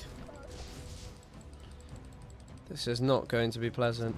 We are in accord. Okay, right. I go at will. Ah, fuck. I missed that. I could have got that as well. Raise my game. I think I actually want that. Exactly so. With alacrity. Indeed. Ah, fuck off. How did I miss that? Destroy. Jesus. I may absolutely. Very nice. Why am I not healing very much? I proceed. Brrr. We are in accord. I am under attack. Just so. Greetings. My move. Your middle tower is under attack. Not yet. Commendable notion. Exactly. Okay, so. right. I better go back to base. Fuck. Ah, fucking hell. Very well. Dota, same difference really. Gaming is counter-revolutionary. You think that gaming is counter-revolutionary? You're asking what is the difference between League and Dota? They're pretty similar. Henry's playing. Henry's over here. Look at him. He's hitting creeps. I venture forth. If you don't understand, you better get to know. I don't know if I could kill this guy. Maybe. Maybe. Absolutely. Maybe. I don't know. Oh, you're kidding. Just so. Denied. Exactly so. Indeed.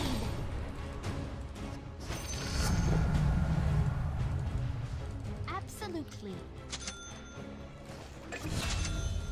I might. Yeah, Henry. I could ult him. I guess you can hear me through the stream. Go for the top ring. Okay. I go at will.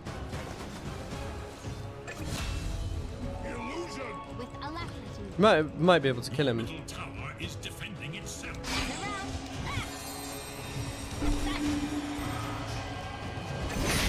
Nice.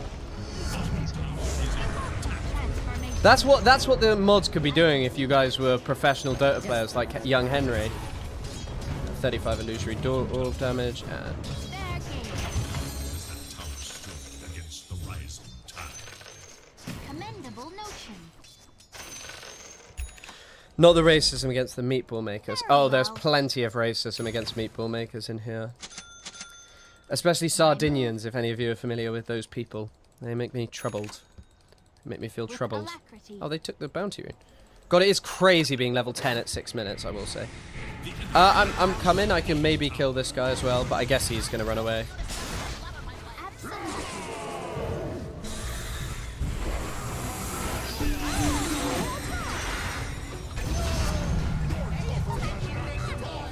We don't have vision. That's tough. I'm a non-professional Zoran impression.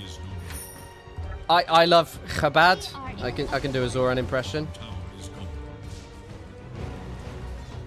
Stay and amuse me.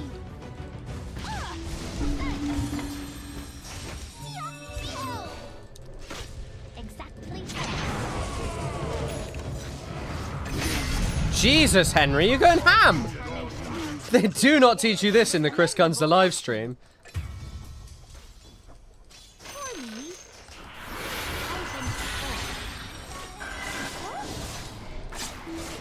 Ah, there's not much I can do about that. Fuck. Killing spree. Double kill. Ah, fuck. Shit, I need a Manta Star. That is my teammate. I'm busy dying, lad.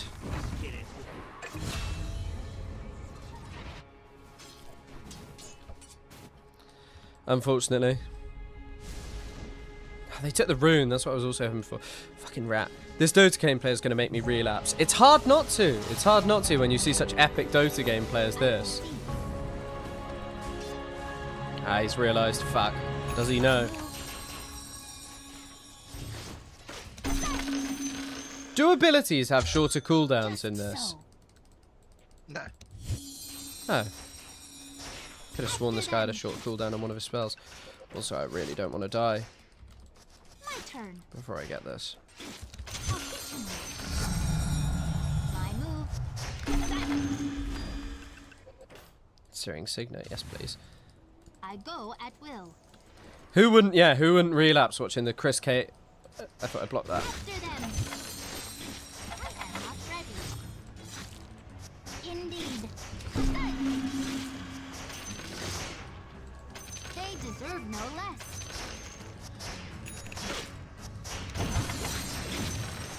Commendable notion.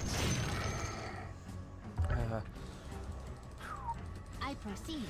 I really don't want this Zeus to get like mega far ahead. Surprise. I am coming, I've got spells, but I don't know if we can kill them is the issue. We are in accord.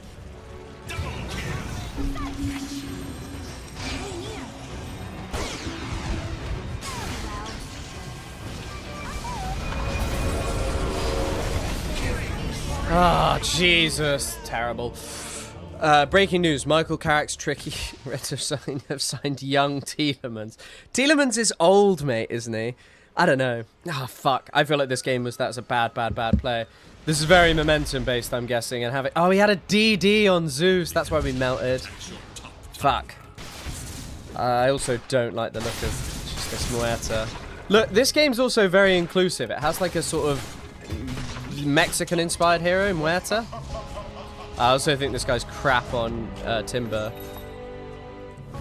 Or he might be crap, I don't know. I venture forth. There's nothing left of your top tower. Okay. Oh, just so.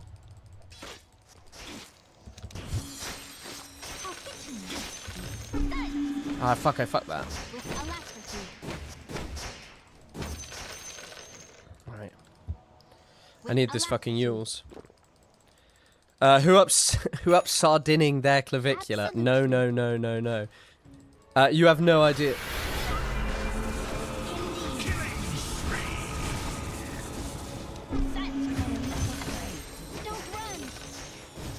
I tried to save him.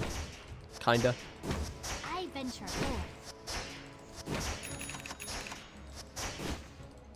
Commendable notion. The funny thing is I probably would enjoy LOL. It's just I've committed so much to this game.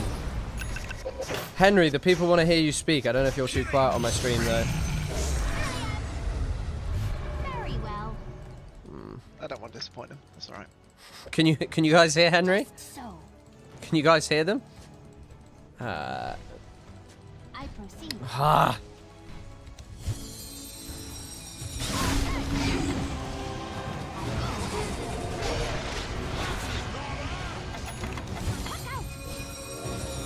We are in accord.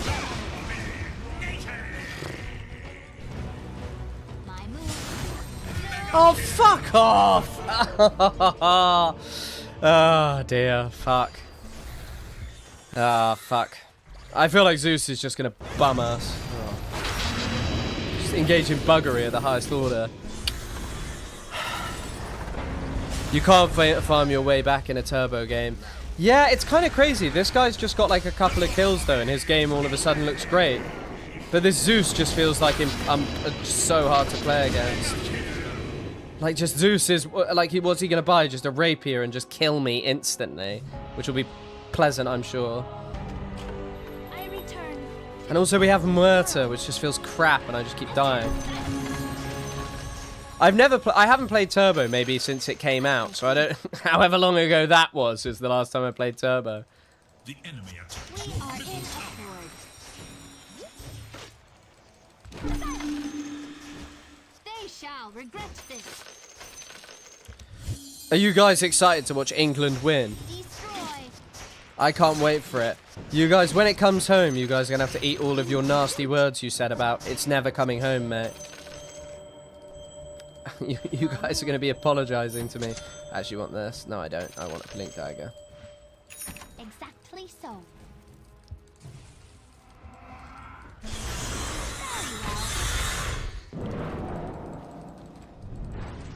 Is there any chance we can kill them, or can we smoke or something?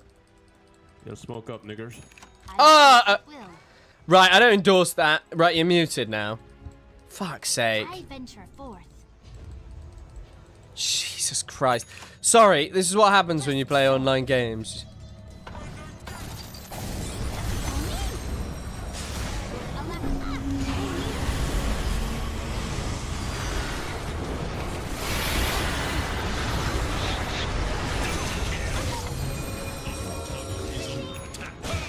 Oh.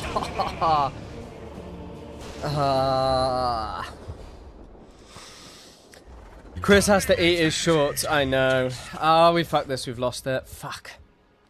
This is a disappointing one, Twitch. I want you to know I've not had someone say a slur in maybe 1,000 games. Yeah, I haven't either, but then you just get this guy and just saying horrendous shit. Yeah, I mean, Zeus is just out of control. I guess this is the best hero of the patch, and this hero is... This hero is not so good, and I'm not playing this properly. I'm sorry, I'm playing very poorly. I had a good lane, but it just, I mean, I'm level 16. The problem is just trying to kill someone now. I don't even think I can kill this bounty hunter. I venture forth.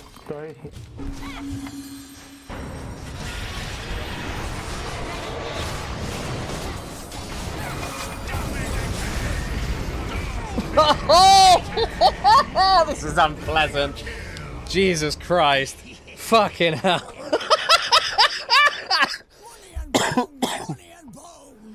Oh dear.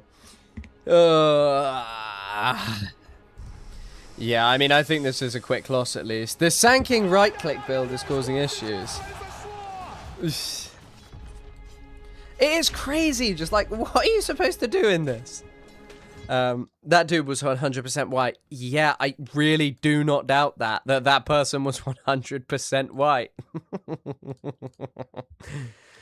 I think Deadlock might be better for stream, because even in this I just focus too much. I guess Deadlock I enjoy because like I'm shit at it.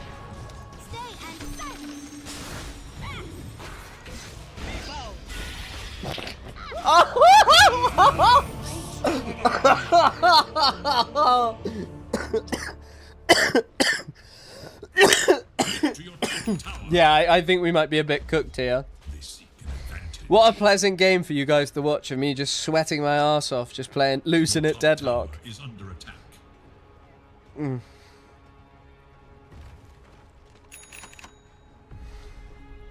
Also, by the way, if you guys are looking for something really, really interesting, you should check out the No Politic Here, the new episode, which is performing as our second best. People seem to fucking love it.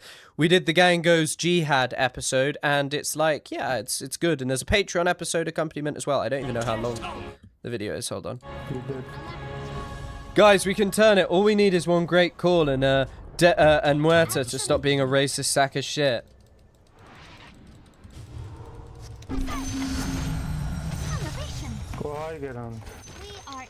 Yeah, I believe that we will win. I was building...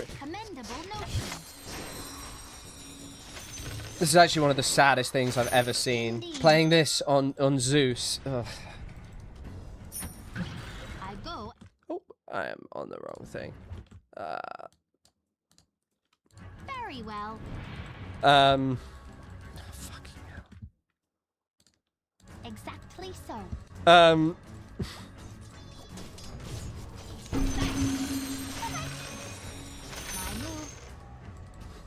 I believe in us. I believe in us. I proceed. Actually, I don't want to buy that first. Absolutely.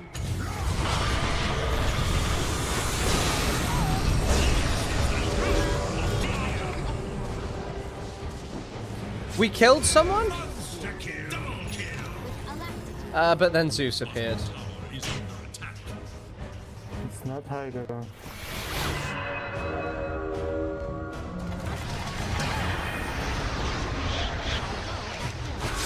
Oh my god! Fuck off! I don't even know. I maybe could have got out of there. I don't know. Maybe if I was more competent as in my Dota talents, but fuck. Yeah, the Clavicular and Chris Rayleigh Kabutzler over Zionists. Chris Rayleigh Kabutzler and the Clavicular. That's my team. Brad Land Panada, is that? Could we have that? Is that an acceptable one? Brad Land Panada. I'd like to chat to know. I have a positive win rate as well. It's just Henry. I think it's just the combination of streaming and playing against Zeus. Like, he just buys a rapier. We can't see him, and he just seems to accelerate so much quicker than we do. And this here, yeah, I haven't played well. Well, you kept killing him, but I just kept dying. I'm 0-7, which sucks.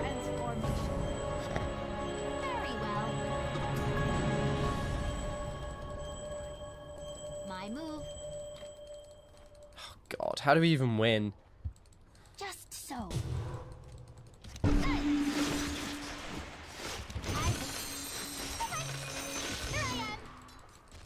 Indeed. I don't think it's even plausible to win. We can get tier 4 neutral items. 30 minutes is tier 5s, damn. I have much to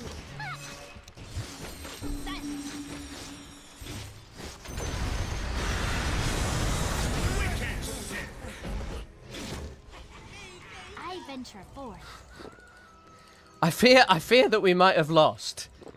Commendable notion. Why is it Clavicular? Also, I think I'm definitely good for discussion with Bad Empanada. He was his actions on Twitter recently have kind of set me up that I'm not really a fan of collaborating with him.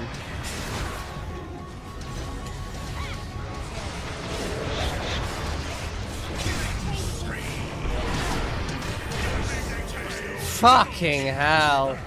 I could not escape that if I tried. Yeah, I don't know. I just think like calling... I didn't even realize the full extent of it. I think just calling someone Jabba the Hutt over and over again and just being like, you're fat is just... I don't know. I think I'm good for collaborating with that. Like, you know, I know some people have criticisms of Cav, but he's not done that. Like, and I think he seemed like a really nice, reasonable guy.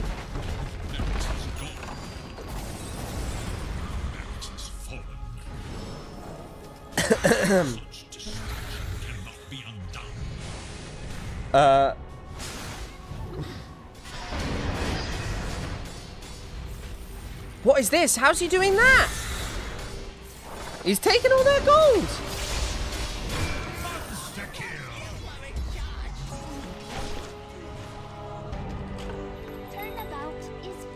Why is Muerta just fucking farming? What's the point? It's fucking turbo.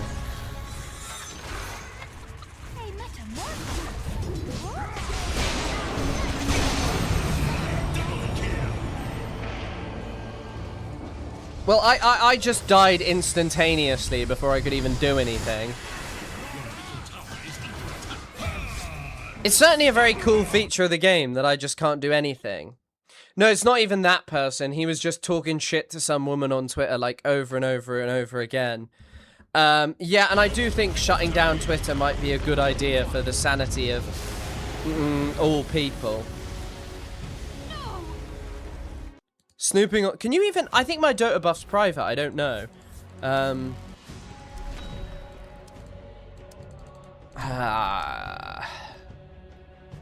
Henry, I can probably do... I can probably do one more. Actually, no, I shouldn't do one more. I better run.